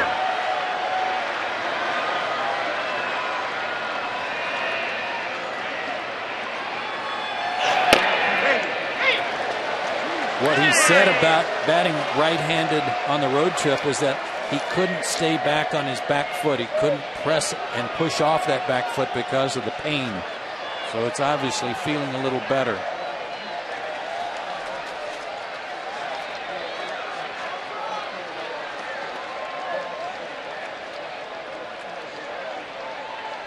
Chipper last night was one of the hitting heroes. Not only with the game-winning, game-ending single, but how about the slick, evasive moves like a wide receiver outrunning Francoeur and company in the middle of the infield. I still can't get over the fact the Cubs gave him a pitch to hit. How they didn't walk him.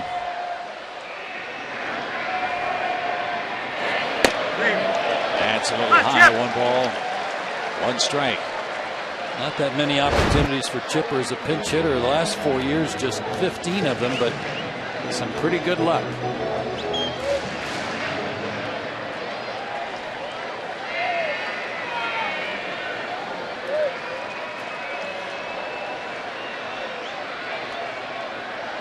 More of a pull hitter right-handed than he is left-handed.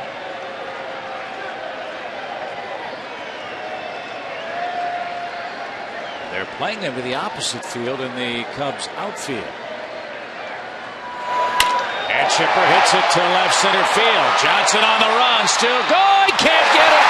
Now bounce over the fence, I believe. Now they're going to wave him around. Blanco will score. It's a double. It stayed in play. They didn't play him to pull, and that cost Johnson a couple of steps, and the Braves have tied this game. You can't play him the same way left-handed as right-handed, and he burned them for their defensive alignment. This ball stayed in the air a long time. It was a changeup out away from him, but that big old heavy bat, amazingly, that ball didn't bounce out. Johnson had a hard time finding it, and it bounced way up in the air and allowed Blanco at his speed to score all the way from first. Good base running by Gregor, too. And Chipper 7 for 16 now as a pinch hitter.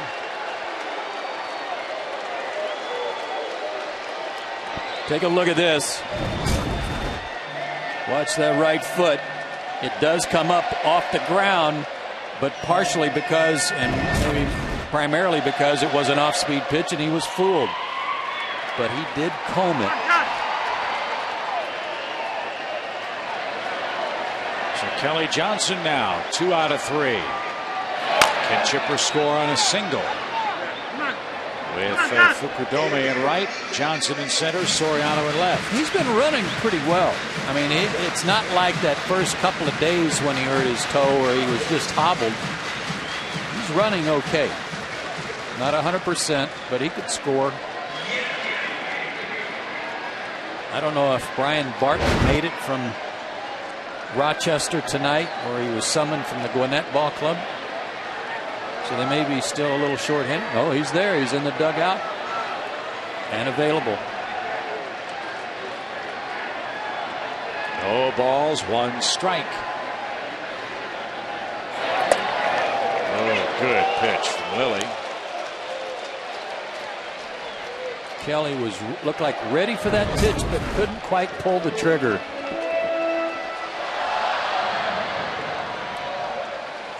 One of these left-handers is going to be looking for that pitch early in the count, and that's going to be out of here. Nearly hit him inside. 1-2 the count. And when they got 1 and 2 on McCann last time around, they went away from him. Remember, Brian kind of one-handed or sliced that ball into left field for a base hit. Let's see if they try to go away from Kelly.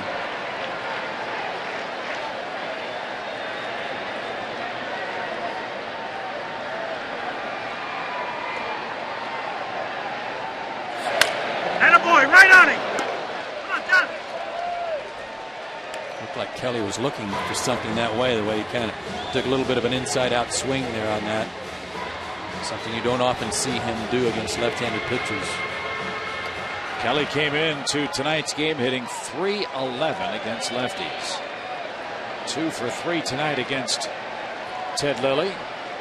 Now trying to put the Braves up a run with 1 on, 1 out after a Chipper Jones pinch hit double chased home Gregor Blanco, who bunted safely with 1 out. Down and away takes care of Kelly Johnson. 2 outs. Good pitch. It's up to Escobar or someone out of that Chicago bullpen. Lou Piniella makes the very slow walk to the center of the diamond. They've hit Angel Guzman warming up, a right-hander. Let's see if Lou goes to him. Guzman and Waddell were warming up. And this has got to be one of those agonizing decisions for Piniella. His bullpen coughed it up last night. And look at this. He's going to stay with his starting pitcher in a little bit of trouble and trust that Lilly, who's been around the block before, can get Escobar, who's 1 for 3 against him tonight. I don't blame him after what happened last night. And he just signaled to Larry Rothschild to tell something to the bullpen, maybe to have Guzman sit down.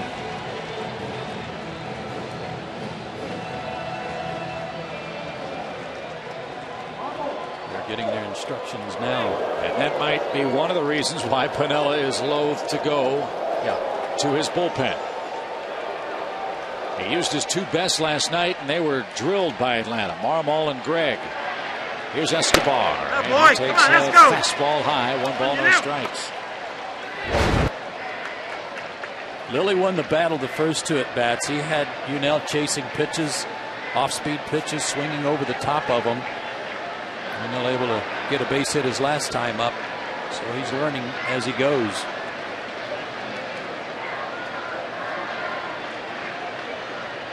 Three for 9 against him in his career.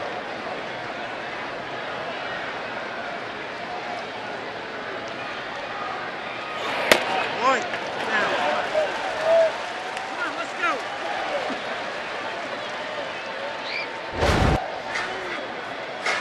Two outs, runners in scoring position. A .444 average, leading the team overall at .420, as you saw there.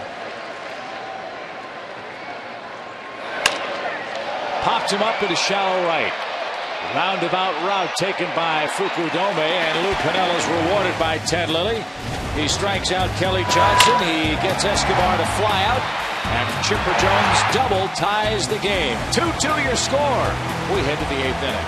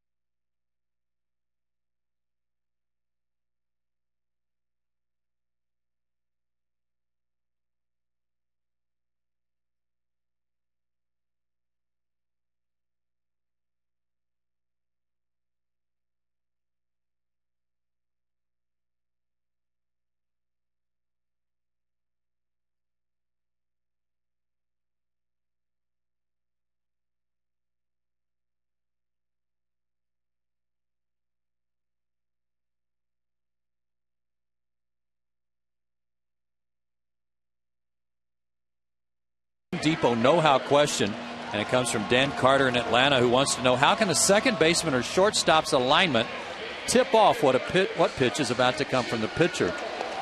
And it's not so much their alignment, Dan, is sometimes when they see a changeup is called. Let's say the shortstop's in one position and they see a changeup to a right-handed hitter. Well, that means there's a good chance that right-handed hitter might pull the ball.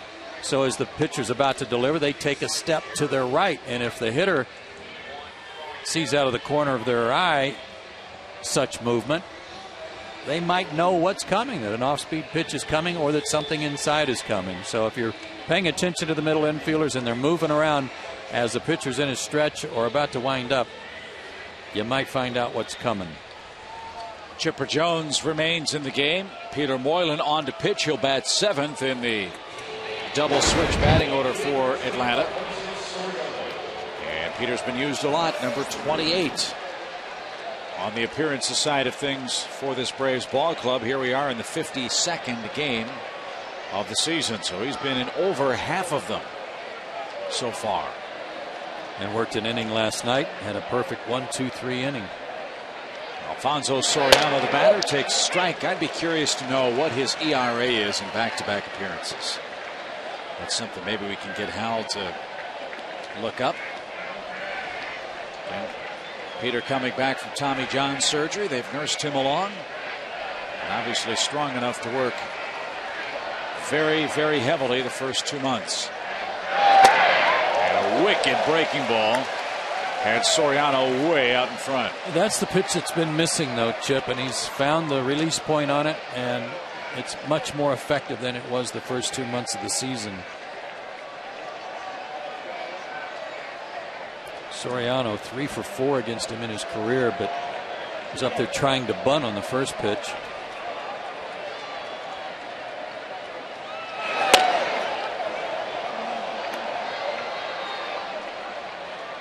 Good life on that baseball. Had a pretty good idea to keep the ball away from this guy. Well, in the head in the count, you don't have to throw a strike.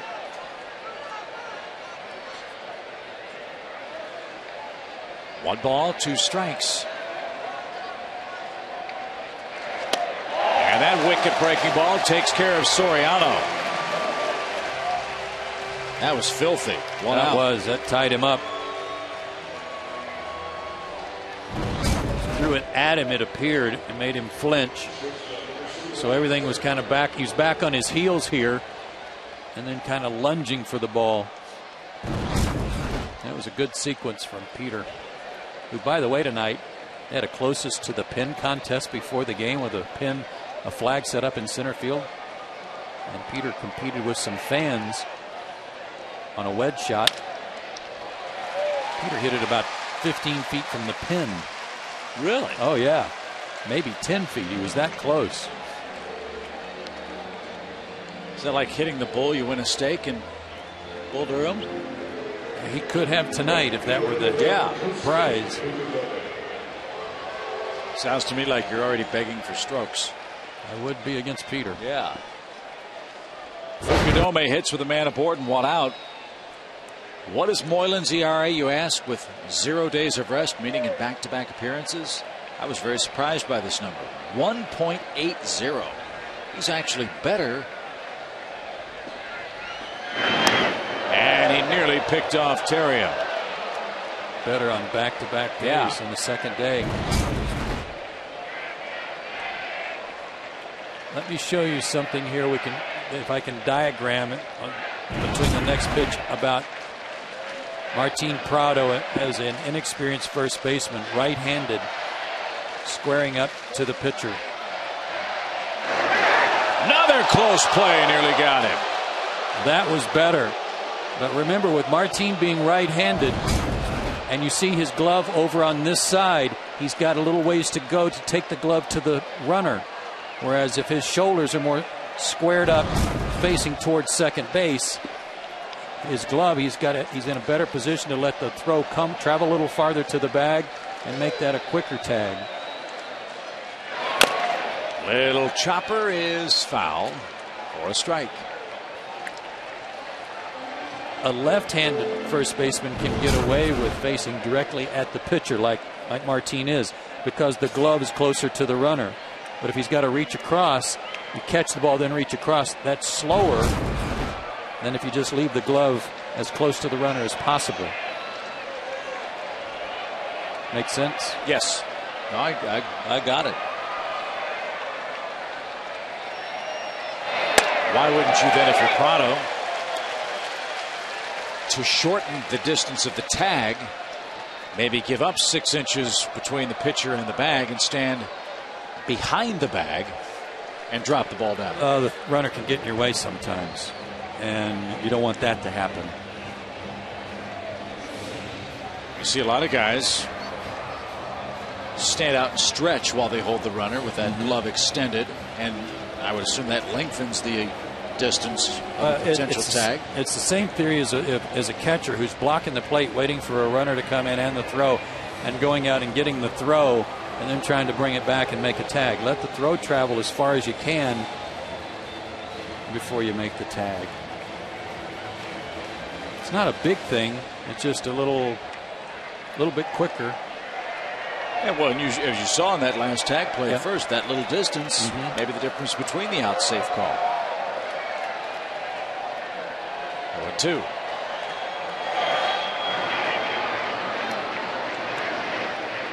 But Martin, he hasn't played that many games there, and his first priority is catching the toss over there to hold those runners close. Make sure you catch the ball first, pick-off attempt. And you don't always get the best throws from the pitcher.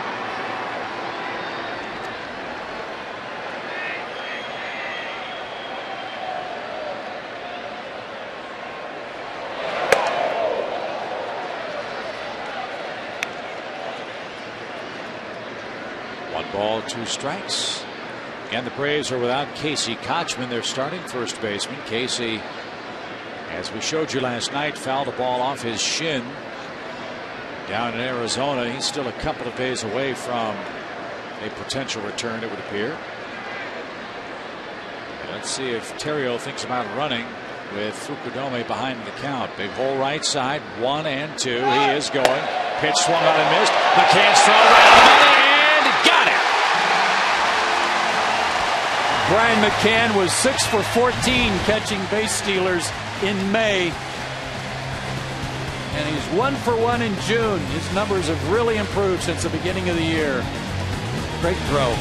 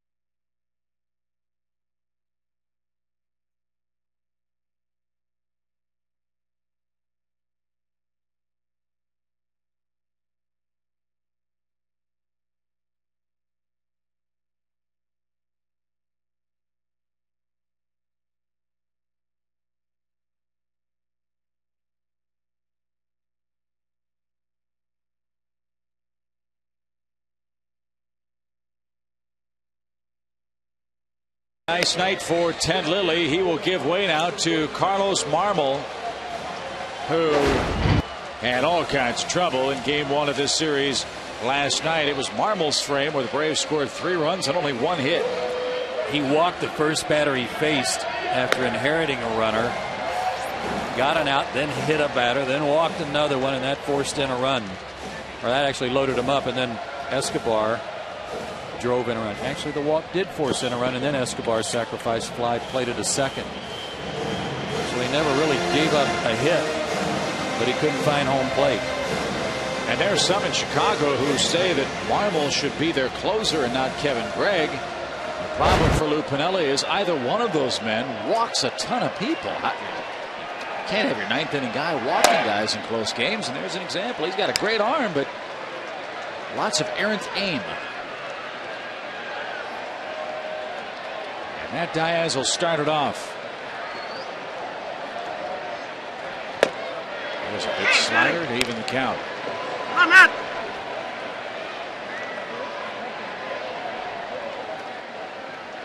Last year the Cubs swept the Braves 6 games to none. Atlanta's already taken that out of play with their 12-inning win last evening. And would like to gain ground on the Mets, who are idle tonight after a rainout. They'll put a score on the board and see what the Phillies do way out west in San Diego. Oh boy, was that ball explosive. And Marmol goes right after Diaz and strikes him out.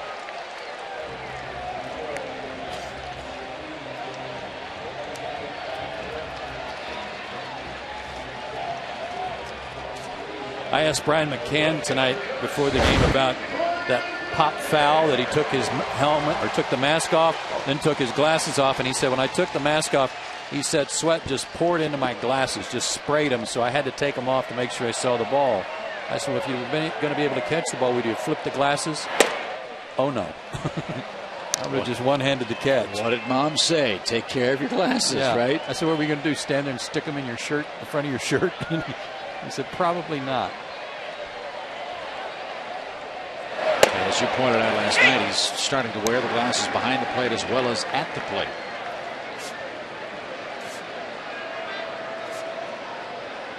And they're two different types of glasses, I guess. Different prescriptions too. I don't remember us talking about that. I don't think that prescriptions are different. I just think the goggle is bigger when he catches. The one he wears when he's catching is bigger.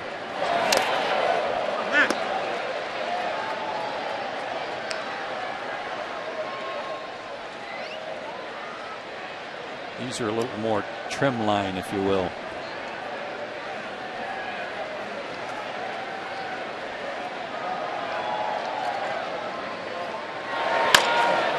High hopper to second, in between hop. And Blanco takes care of McCann. 2 outs. Brian's mad at himself on that one. He's always got such a good idea what he wants to do at the plate on each at bat, how he wants to get after the pitcher, but that pitch was out away from him and he tried to pull it. And he kind of threw his bat down in disgust because of it.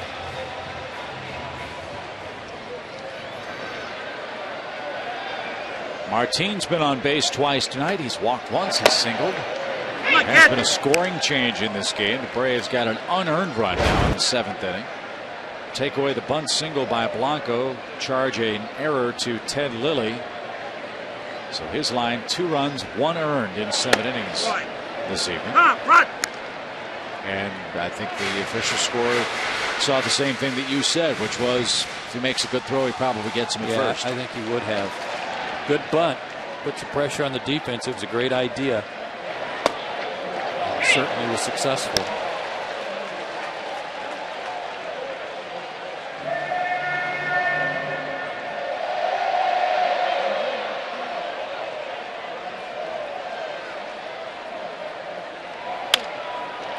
Emergency hack and out of play. But it's 1-2. What a difference for Marmol when he's getting strike 1 and dictating to the hitters what you're going to be allowed to take a swing at. Makes that slider so much more effective. He's got a little of the K-Rod action working, doesn't he?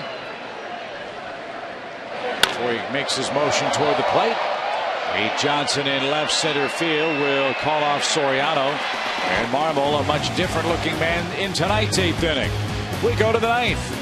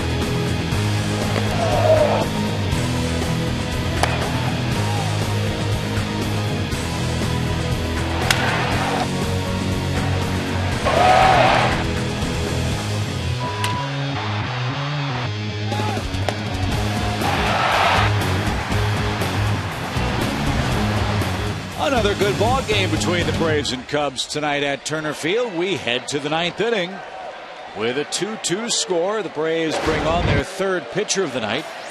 It's relief man Mike Gonzalez for the middle of the Cubs order.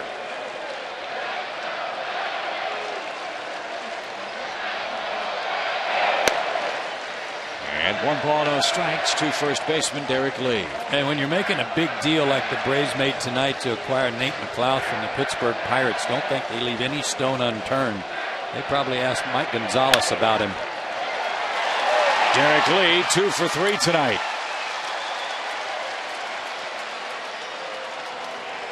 Mike, of course, played with him in Pittsburgh. Mike worked an inning last night and gave up a hit and a walk, but no runs. Rafael Soriano worked 2 innings last night and got the win and threw 29 pitches. You have to wonder if it's available tonight. I would guess probably not. Maybe for a batter. Right.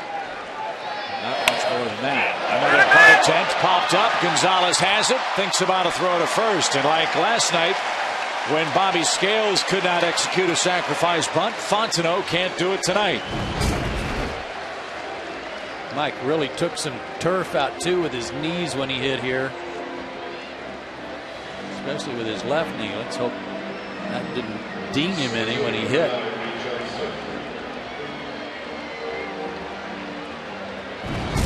Quick as a cat though, isn't he? That's why they call him Whiskers. Here's Johnson. I didn't know that. I had to break out the Will Ferrell line for you, buddy. Here's Reed Johnson 0 for 3.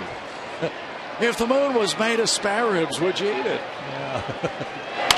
Had to play foul. Strike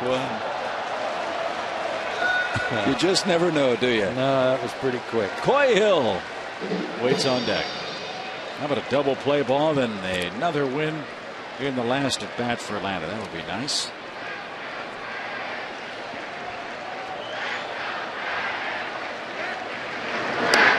And it's amazing when you don't work for the Cubs anymore how annoying the "Let's Go Cub" chant is when you're in extremely another ballpark.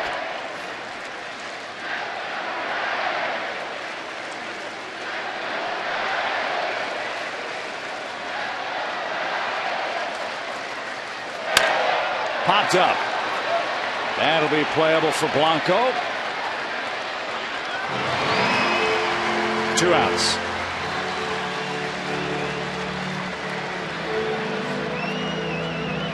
Take a look at this pitch for the out. Watch how he ties him up and in. There's so few guys that can get on top of a good high fastball, especially when you're behind in the count. Everybody wants to go up to it. The angle of the bat goes up to it, and you see the result. One of the guys that's capable of getting on top of a high fastball is Garrett Anderson. He gets up on the same plane and can tomahawk him. So Coy Hill was scheduled. Jake Fox now will come off the Chicago bench. And Fox, you want to talk about stupid numbers?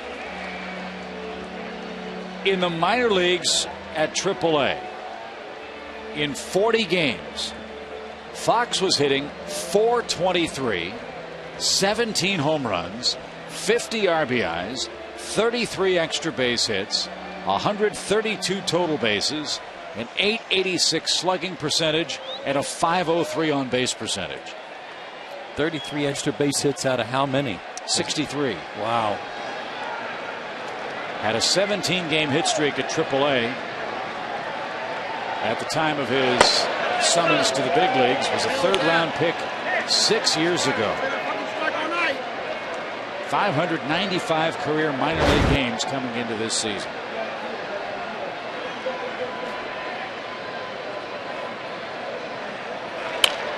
Yeah, that ball yanked foul. I'm not sure what his position is. He's listed as an infielder, outfielder, but I believe he too is a converted catcher.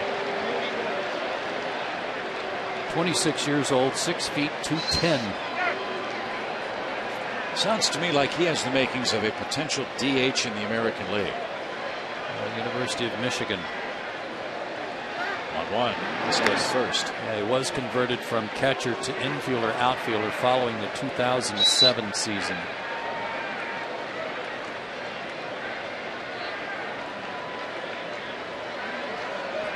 I can't remember a guy coming up with those kinds of numbers. And he's hit by a pitch and will hobble to first. That's one way to keep him in the ballpark. Well, he was really worried about that ball hitting him. Yeah. Well, he's a former catcher. He's used to that. Good grief, he never even moved. Watch this, he never moves. Ding. On the outside of his front foot.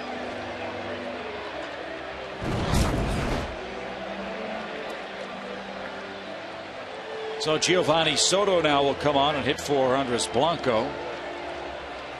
Told you about the woes of Soto offensively this year. Came into the series at .216 and went 0 for 3 last night, but did score a run. Hit batsman's already played a role in the Cubs rally in the 4th. Let's hope it doesn't here in the 9th. Ball, no strikes. You're right. Terrio hit with 1 out and a single, a walk, and a double. Very quick succession from Derek Lowe, who will not factor in tonight's decision.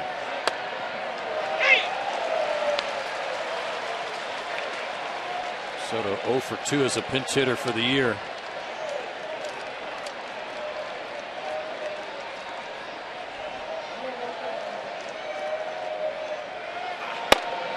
Oh, tried that same spot, didn't get it. And that was a good try.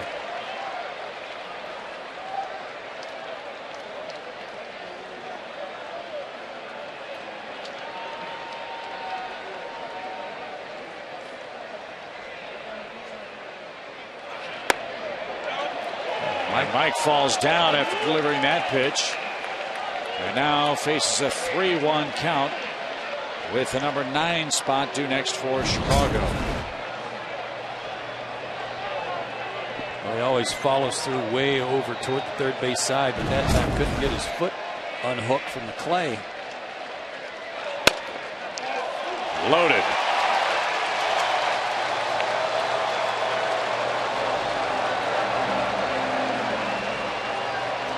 Bobby Scales, I believe, will be next. No one throwing in the Braves bullpen. And low and in. I thought the pitch before, though, that was about on a 2-2 count, looked like a good one on the inside part that just missed.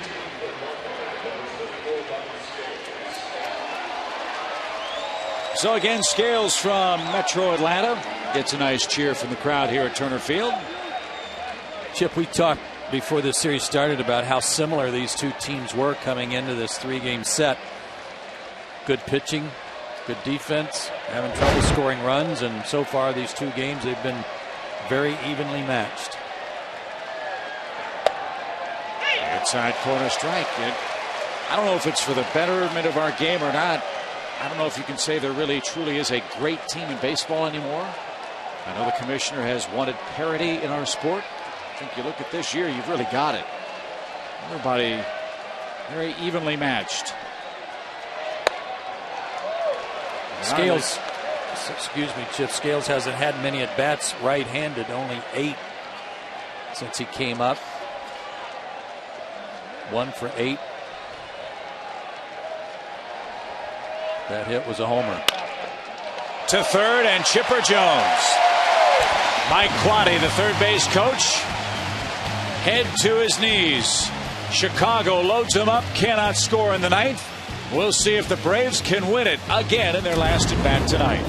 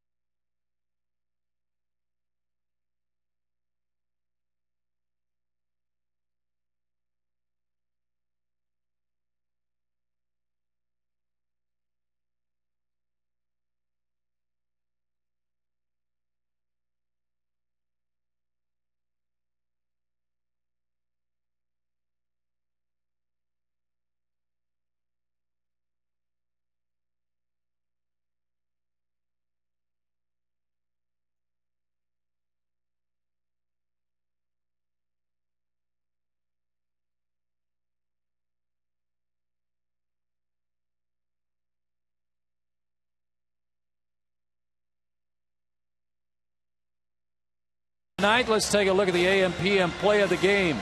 AM/PM, too much good stuff. This was good stuff for the Braves. Back in the 7th inning, Chipper Jones pinch hitting after Blanco had reached a double that brings him all the way around from first base to tie the ball game. That was too much good stuff. So changes for Chicago, and they're all up the middle of the infield. You've got Bobby Scales in at second base. Soto stays in the game. He'll catch. And the man that's maybe pitching best out of their bullpen right now, Angel Guzman, will try to force a 10th inning for the Cubs. He worked here last night, worked the 10th inning, and pitched out of a bases loaded jam when he got Garrett Anderson to ground out. Jeff Francoeur will start at the pitcher's spot, then Gregor Blanco due for Atlanta.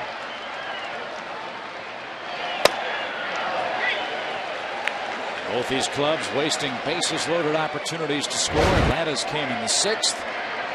The Cubs came a moment ago in the top of this 9th.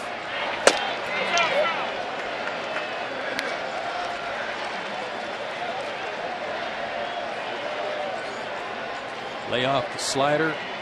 Try to pick on a fastball if you can. Oh, wait him out. Good patience.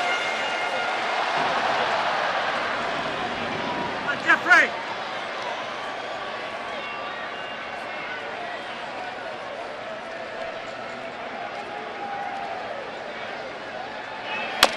High chopper. Francoeur busting down the line, beats it out.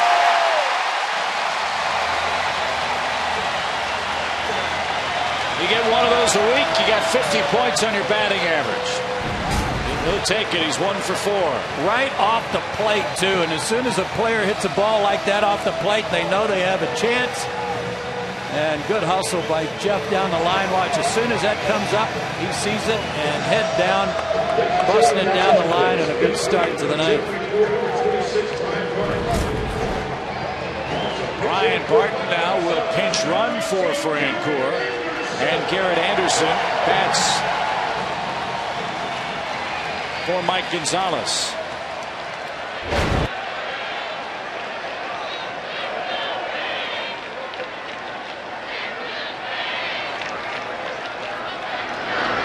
By the way, did play right field most of the time for the Gwinnett Ball Club. He was 6 for 10 in stolen bases at AAA in 35 games, where he hit .250. Excellent speed and certainly a stolen base candidate here.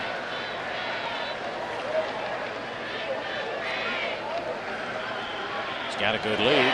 Boy, come on, Andy. Does not go. Garrett Anderson hit his 2nd home run in as many games last night, and there was no doubt about it. Hooked one down the line off of Wells. The only earned run Wells gave up.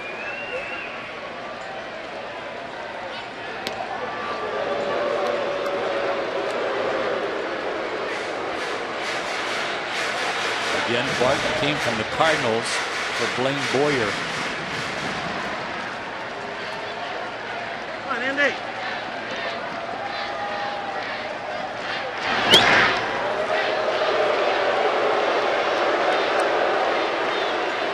Difference in this series so far, the bullpens. Braves have fired 7 innings of 1-run relief. The Cubs have given up 4 runs in 5 1/3. This is only the 2nd of 3 games, but it's tied at 2. Towering fly ball left center field, but it's playable. 1 out.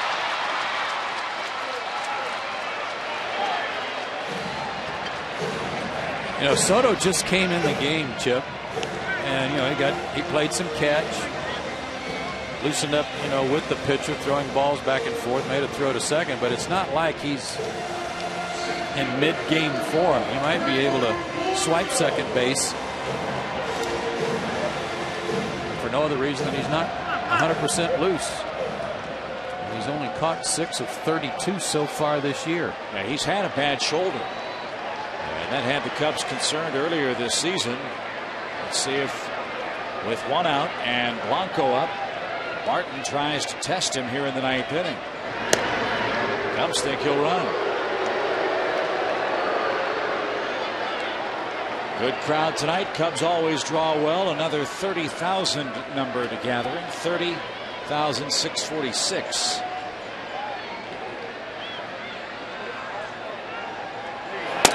That's close to a balk. No! Come on, Gary!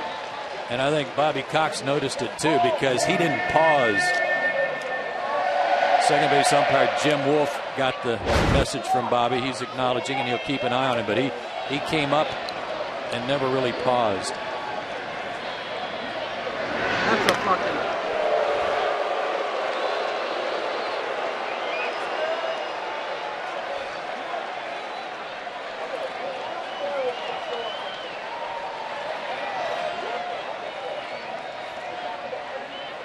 Count. Runner goes. Good jump. Pitch inside. Soto's throw is in time. They got it.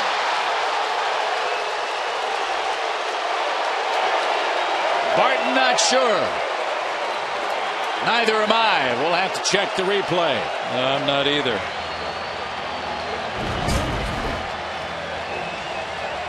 He got a good first step. Great throw. High tag, tagged him right on the belt buckle. That's not even close. No, it's not. He was in there.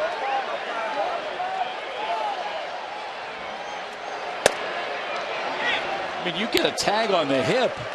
Where are the feet when you're that close to the back? It can only be one place. Right. Excellent camera work, fellas. Back up the middle, and Guzman will force the second straight extra inning game in this series. Was he out? Was he safe? Bang bang call goes Chicago's way.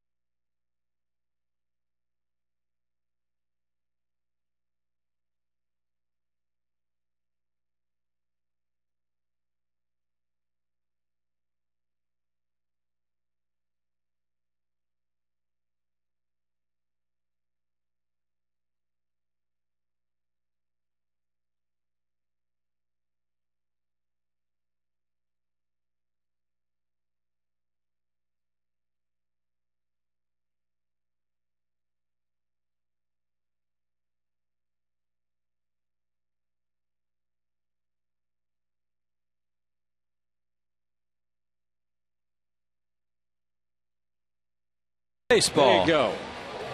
2 nights in a row. Fans getting their money's worth. And Brian Barton checks in defensively in right. He pinch ran for Jeff Francoeur. And the Braves turn the keys over to Jeff Bennett with the top of the Cubs order up in a 2-2 game. Jeff did not work last night, so he had a little rest, counting the Monday off day. But still a .330 average against him. Worked in 2 of the 3 games at San Francisco and worked 3 of the 4 games in Arizona, and wound up giving up a single run in each of his last 2 appearances in Arizona, and one of those hung an L on him in that extra inning game against the Diamondbacks. So he needed a little respite.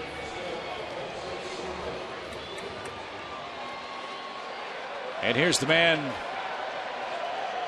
you've got to be very careful of for the Cubs. You know, Soriano is thinking lift and separate. First pitch, too. Yes, he would love to belt one out of here and put the Cubs up.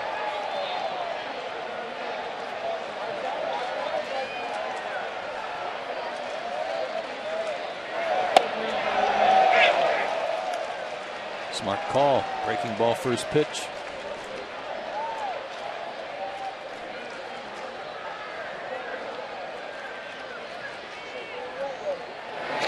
Soriano is, for a wiry kind of player, incredibly strong. I think he uses one of the heavier bats in baseball. I can't remember what the weight is, but I want to say it's 37, 8, 9 ounces. That would be the biggest since Babe Ruth. He might have it. Bottled it short.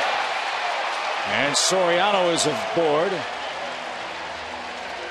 on an E6, 5th of the year for Escobar.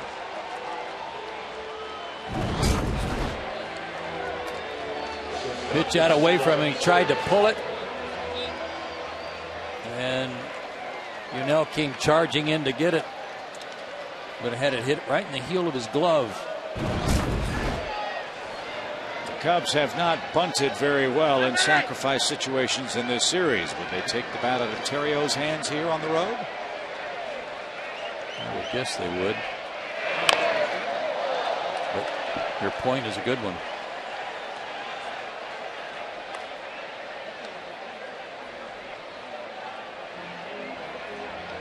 Mike Quade, the Cubs third base coach. Sometimes called Mike Quade, but it's Quade. If his name was Coy, I think how tough that would be. Yeah. Coy. Sometimes Mike is coy, especially if he gets a guy thrown out at the plate at Wrigley Field. Terrio leads their team with 3 sacrifice bunts, and he has another long look at Mike, don't call me Coy Quade.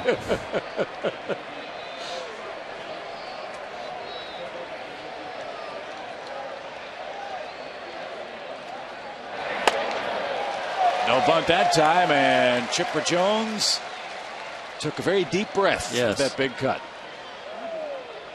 Threw him a breaking ball, too. Another good call by Brian McCann there in case they took the bunt off. And sure enough, Lou Piniella was hoping Terrio could ambush one.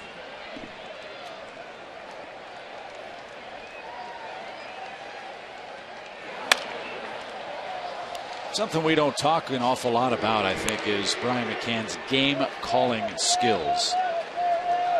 Kind of like the NBA, where people talk about basketball players and evaluate them by the number of points they score in a game. In baseball, people often give values to what a player does solely offensively. How would you evaluate Brian McCann behind the plate and the way he manages this pitching staff? First, the 0-2 pitch, which is grounded to third. 5, 4, 3, double play. Bennett gets the ground ball, pitches around the air, bases are clear now. Love double plays, don't you? And when you're not getting the bunt down, it seems to really come back and bite you in the backside. In the quad. Yes, sir.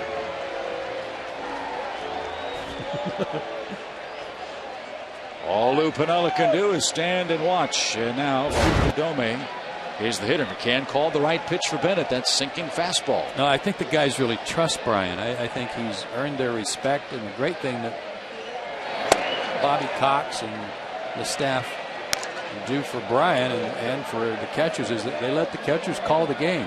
Bobby will call pitch outs and whether or not he wants a throw over to first to hold a runner, things like that. But catchers call the pitches, and that's great because that's not the case with a lot of major league teams. Right. Yeah. The Red Sox with Veritek, he's like a computer back there, chronicles every pitch. Mike Scioscia, no surprise, very exacting with the way the Angels catchers have to work defensively. But I think this kid has enough passion for the game and instinctively knows how to play the game that he can be that kind of defensive player too to match his offense. He is a leader. Yeah.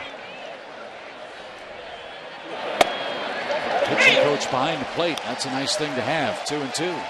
He's getting rave reviews from 2 former players in San Francisco, Dwayne Kuiper and a former pitcher, Mike Krukow. both talking about how much they like watching Brian McCann play. Here comes another sinker to Fukudome. And it's at the knees, and he had no chance.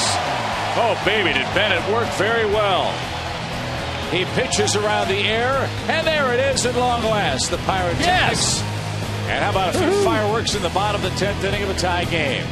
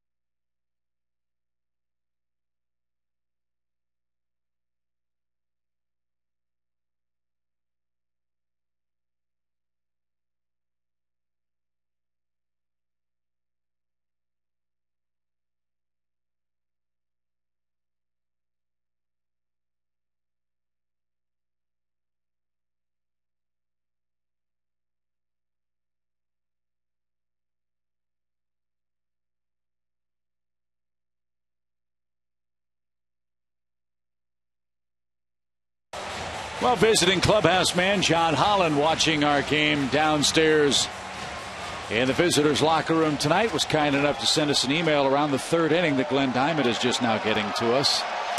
And we were asking about Nate McLouth's salary information. So, John, we appreciate your input tonight. It's amazing the channeling. Yes. Yeah.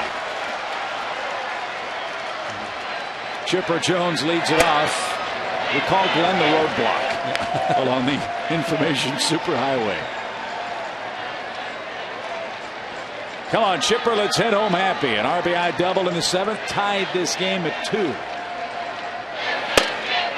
You mentioned Soriano's big bat, and if it is as big as Chipper's, then they swing 2 of the bigger bats, heavier bats in baseball. Chipper's right around 35, 36 ounces.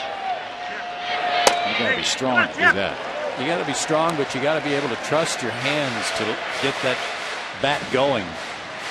If you're trying to lunge and get out over your front foot, that makes it so much harder to swing that bat. If you get it started, it can do some damage, as we've seen throughout Chipper's career. And Willie Stargell's the man that got Chipper started doing that. And Chipper tells that story, and it's a great story to hear. When he was in the minor leagues, Willie Stargell said, "You're swinging a heavy bat," and Chipper said for an entire summer it was dragging. But he said once he started getting that barrel through the strike zone, he said it was like falling in love. And he's on his way to a Hall of Fame career. Full count, 3 balls, 2 strikes.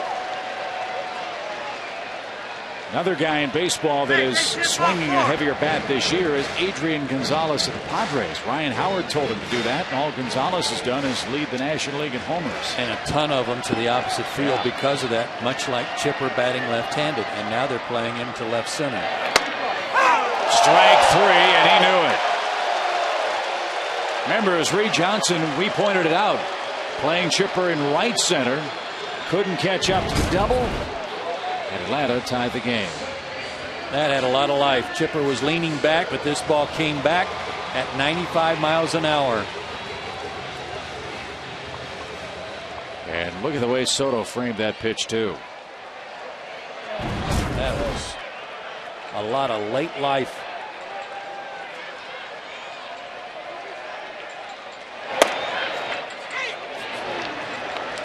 Kelly's a good fastball hitter, too. It's like Chipper. Maybe he can turn one around.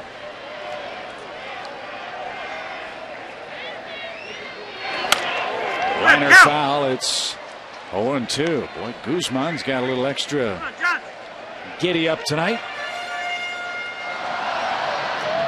spent most of the year on the DL last year with Tommy John surgery.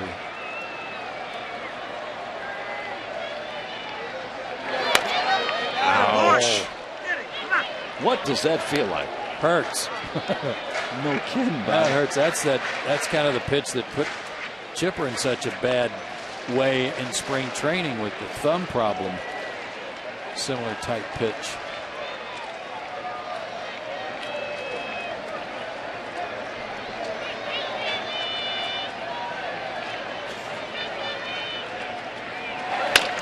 Back up the middle. Terrio, good play. And got him by a step. That ball nearly hit the second base bag. But no such luck for Kelly Johnson. And now Yunel Escobar with 2 outs, the hitter in the 10th. It's too bad it didn't hit the pitcher in the leg and ricochet. Too bad it didn't hit the bag and ricochet, because Terrio made an excellent play. A little in between hop too. Glad Kelly didn't hurt himself lunging for the bag for that last step.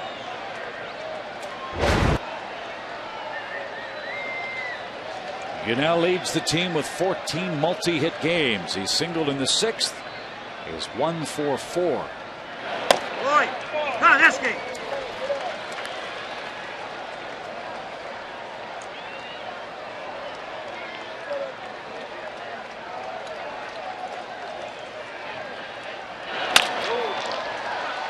Terrio slides to a knee. That was Larry Boa-like, wasn't it? It was. Very good call there. 3 up, 3 down. We go to the 11th.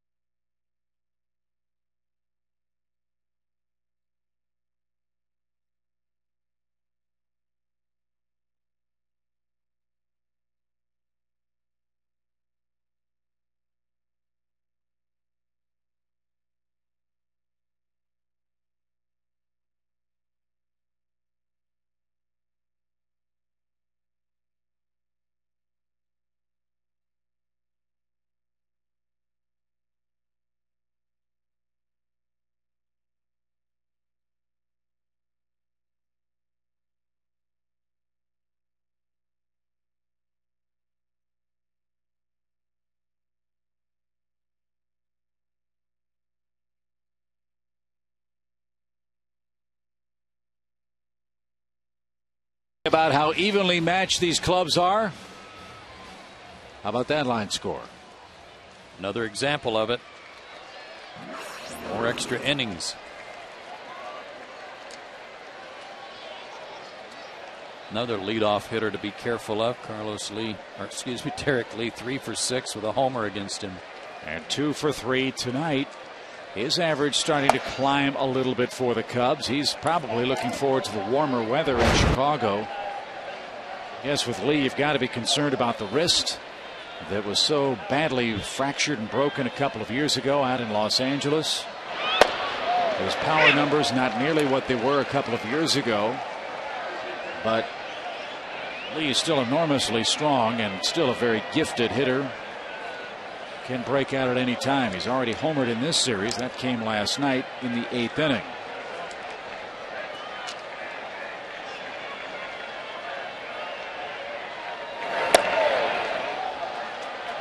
And for a guy that has put up superstar numbers at a big city, and for the Cubs, Derek Lee may be one of the game's more anonymous, terrific players.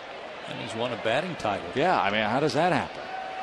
Not the batting title, but the fact that Nobody talks about him being one of the elite players in our league anymore. I think a couple of years ago he was right there with the top 3 or 4 hitters in baseball, not just the National League. 2-2. Now 3-2 as activity commences in the Braves bullpen.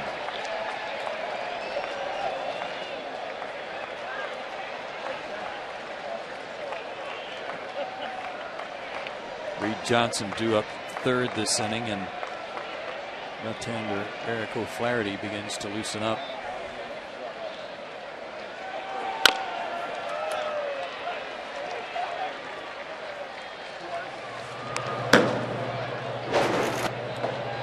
Eric's done a great job. He's a guy, as a setup guy, whether he needs to get a left-handed hitter out or work an inning or an inning plus. He's done great work.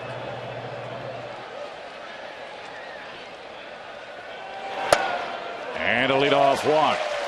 So for the second straight inning, Bennett has a base runner. The 10th inning wasn't his fault. This one is.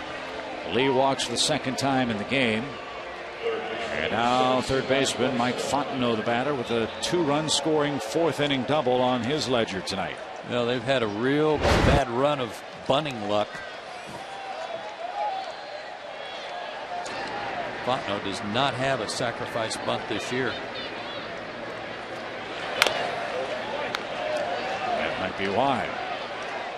Where has the art of the bunt gone in our game? Is that one of the casualties of the steroid era, you think? Well, it shouldn't be. That shouldn't have anything to do with it. It should be another one of those basic fundamentals that guys who especially are somewhat used as utility players or as part-time players, you got to be able to do those things to help your ball club when you're in the game. But even 5, 6, 7 years ago, all of those players were hitting home runs at a furious rate. Well, not all of them. A bunch. I mean, the game was certainly built around home runs, but you still got to be able to do one simple, basic, fundamental act of bunting. Not everybody can bunt, but you got to work at it if it's something that you're not good at. Can't just do your bunt 1 or bunt 2 in batting practice and leave it at that. 1 strike. Pitch out. Nothing happening. In 479 major league at bats, Fontenot had just 4 sacrifices coming into this season. That's amazing. As a 5'8" middle infielder who is one of the principals acquired by the Cubs in a trade with the Orioles in February of 2005 for Sammy Sosa. High fly ball to left. Long run. Diaz is there. He makes the catch and foul ground. Lee's tagging. He's going to try, and he's going to make it. Good base running. Terrific throw, but Diaz's momentum carrying him toward the seats. That's a smart play. Smart base running on the part of Derek Lee.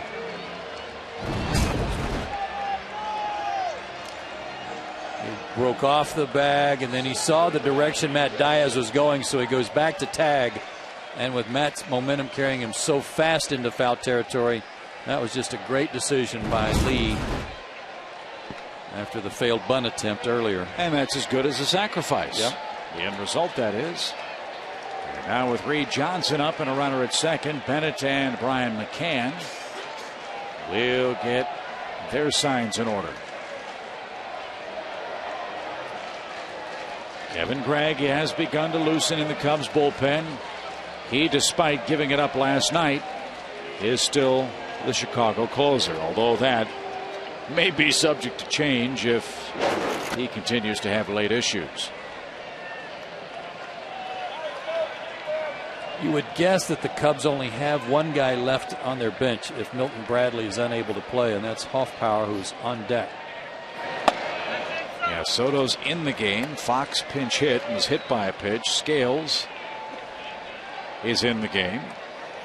And you're right, Hoffpauir hasn't been used, and Milton Bradley had an MRI on his calf today. He heard it trying to leg out a hit last night. And Hoffpauir's in the on deck circle. That's the guy that O'Flaherty is loosening up for, that Bobby had him get ready for just in case.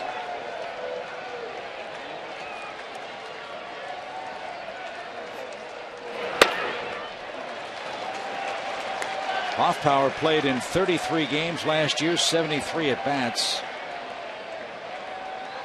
I assume he still qualifies as a rookie, and they've got a bunch of them on their roster. I think 11 first-year players for the Chicago Cubs this year. That's an unheard of total. Yeah, that's a lot for a team that won 97 times last year. Chopped foul at third. Reed Johnson now a 2-ball, 1-strike count. Talked about him last night after he came in the game when Bradley was hurt, about him being a tough out.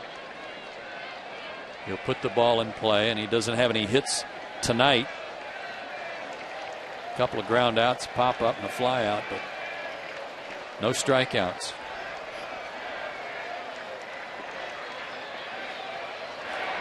Yikes, that one almost took the shecog off the front of his jersey. It sure did, but he almost walked into it. Watch him kind of lean in as he started his stride to the plate. He almost walked right into that pitch. Last time the Braves played consecutive extra inning games in the same series, May of 1987.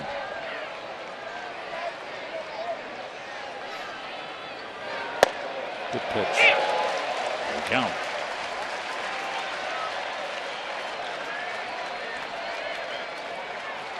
Braves in the middle of a 10-game homestand against the Central. The Brewers are here this weekend. The Pirates will be here next week. And Atlanta finally got back to 500 at home, now in another tight game with the Cubs. Full count pitch with Lee at second and 1 out. Ground ball, Chipper can't get it, and they'll be at the corners with 1 out. First hit of the night for Reed Johnson. Hoffpower to the plate to bat for Guzman.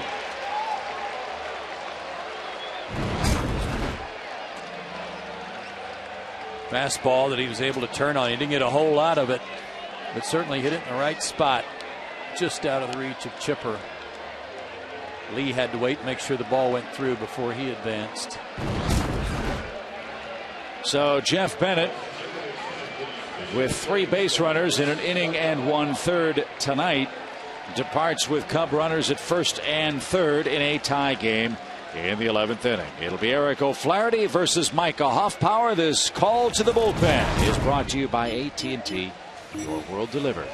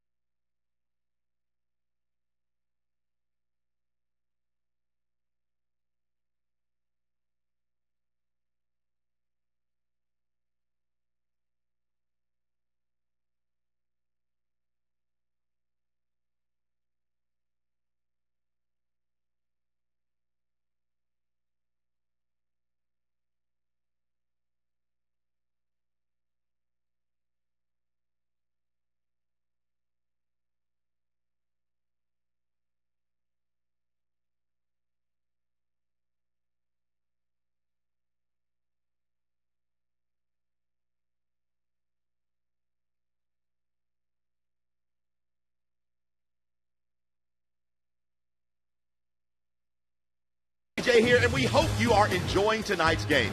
Folks, I've got somebody special I want you to meet. This is Georgia. Georgia is a rescue pup, and she's here to help me get the word out that Bark in the Park is back. Wednesday, June 10th, the Braves will host the fan favorite Bark in the Park right here at Turner Field as the Braves take on the Pittsburgh Pirates. Fans can bring their 4-legged friends to enjoy the game and help the Atlanta Braves Foundation. Now, there are certain rules the dogs and their owners must obey, so make sure you visit Braves.com/bark for more information on how to purchase tickets. And you know what? If you can't make it to the game, you and your dog can still root for your Braves by going to Peachtree TV, because the Braves play here. Right, girl? Yeah, that's right. That's right. All right, JJ, thank you very much. Lefty-lefty matchup now with Eric O'Flaherty in to face Micah Hoffpower. All the numbers add up in O'Flaherty's favor here. He's stranded 10 of 11 runners that he's inherited this year. You see that number with a runner at third, less than 2 out. The Cubs a miserable 42%, and Hoffpauir just 2 for 10 in this situation. Something else, he's just 2 for 13 against left-handed pitchers this year with 4 strikeouts too. Very good work from Eric. 1 walk to 13 strikeouts so far.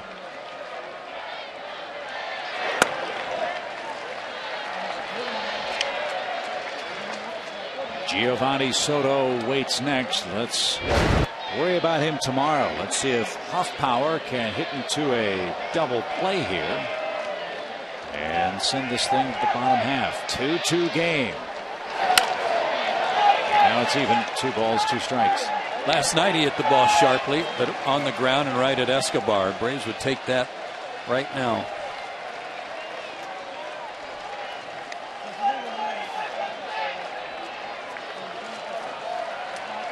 And this inning really set up by the good base running of Derek Lee after he had drawn a walk, advancing to second on the fly ball.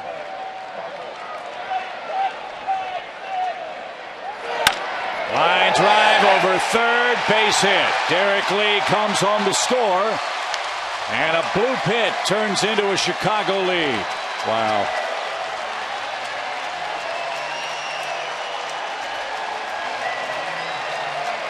I mean, there's flares and then there are flares. And it's not how you hit it, it's where. And that pitch not even a strike, and hits it right off the end of the bat. Mercy. And again, Derek Lee, tip of the cap to him for being at third base. Were it not for his aggressive base running, he wouldn't be. What did we talk about earlier tonight? Little things mean a lot. And an innocuous little tag play leads to a Chicago 3-2 11th inning lead. Now the catcher Soto is up. He walked in the 9th inning. He's hitting .211. And Eric recovers to fire a strike.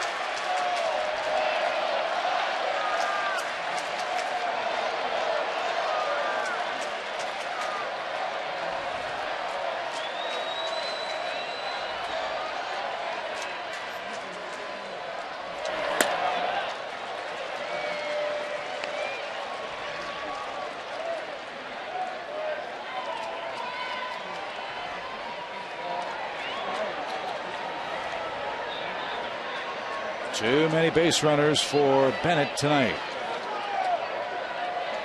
And the walk to Lee costly. And Soto now 2-2.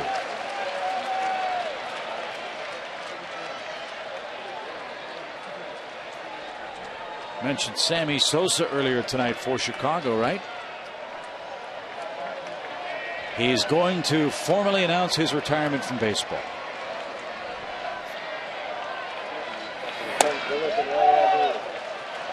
That's kind of like saying, have you heard of the Lindbergh baby? Yeah, is he going to do that in Chicago or stories the Dominican? Stories out of the Dominican Republic. Well, he's just making it official. And I will calmly await for my induction into the Baseball Hall of Fame, he said today. Not really. Did he really say that? That's the quote. 3-2. Runners go. Pitch fly into right. Barton will have his first chance defensively. And the catch made for the second out. Ball skips away, but it's right at Chipper, so no damage done. Soto flies out. No advance. And Bobby Scales again a chance for his first hit of this series. He's 0 for 2. Read me that quote again. He said what? Quote.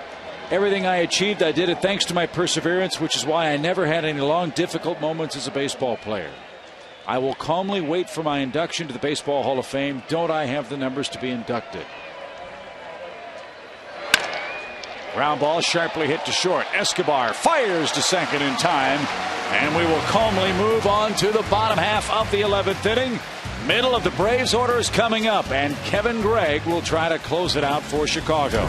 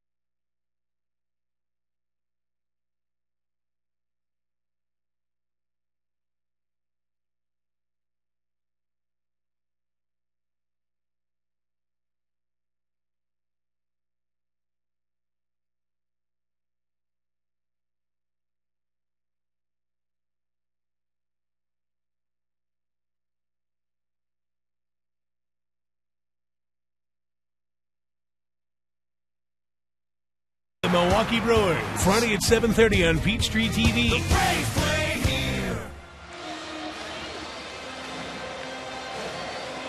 Well, the Braves down a run now in their half of the 11th inning. And Diaz, McCann, Prado, and Barton, the first four scheduled against Chicago closer Kevin Gregg. And when he's pitching the late innings, there's always Chicago hope. Look at all those base runners.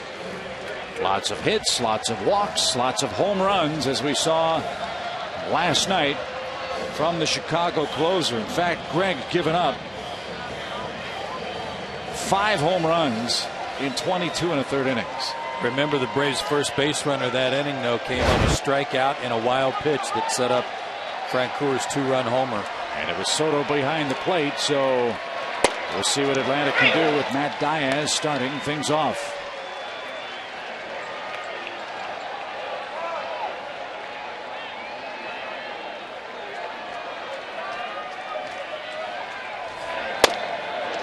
Slider, another strike. Last year, Gregg gave up 3 home runs all year. He's given up 3 in his last 6 innings pitched. Yeah, there is some thunder coming up. Tough pitch to lay off there, and good eye by Matt.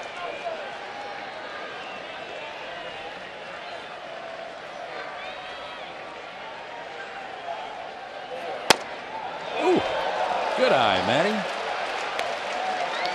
That's a whisker hair off the strike zone from Gregg.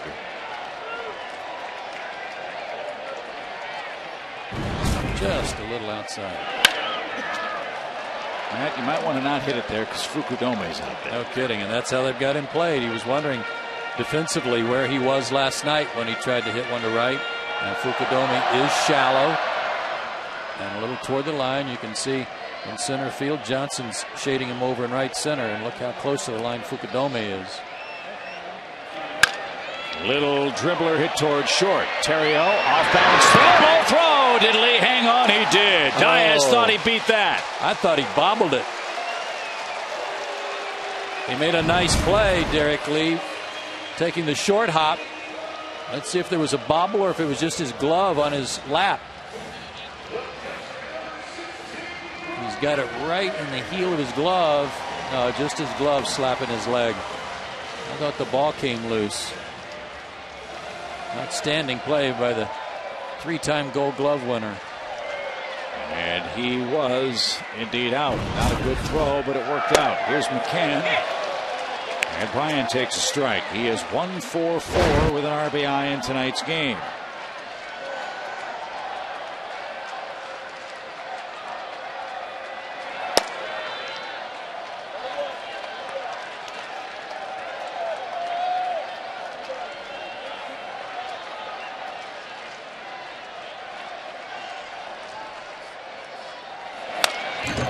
Right on it. 1 ball, 2 strikes. Good cut.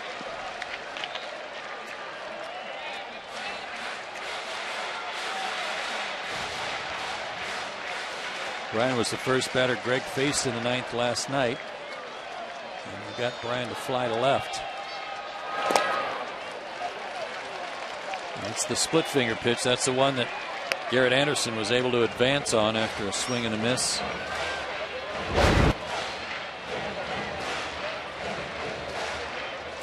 He hasn't had that many opportunities. He's just 1 for 2, which is kind of surprising. Wow. That was nasty. 2 out. Yeah. 93 on the corner at the knees. Brian couldn't afford to take it. Might have been off the play, but you just can't afford to leave your fate up to the umpire in that situation, and a good pitch by Gregg. Martin Prado, Atlanta's final hope.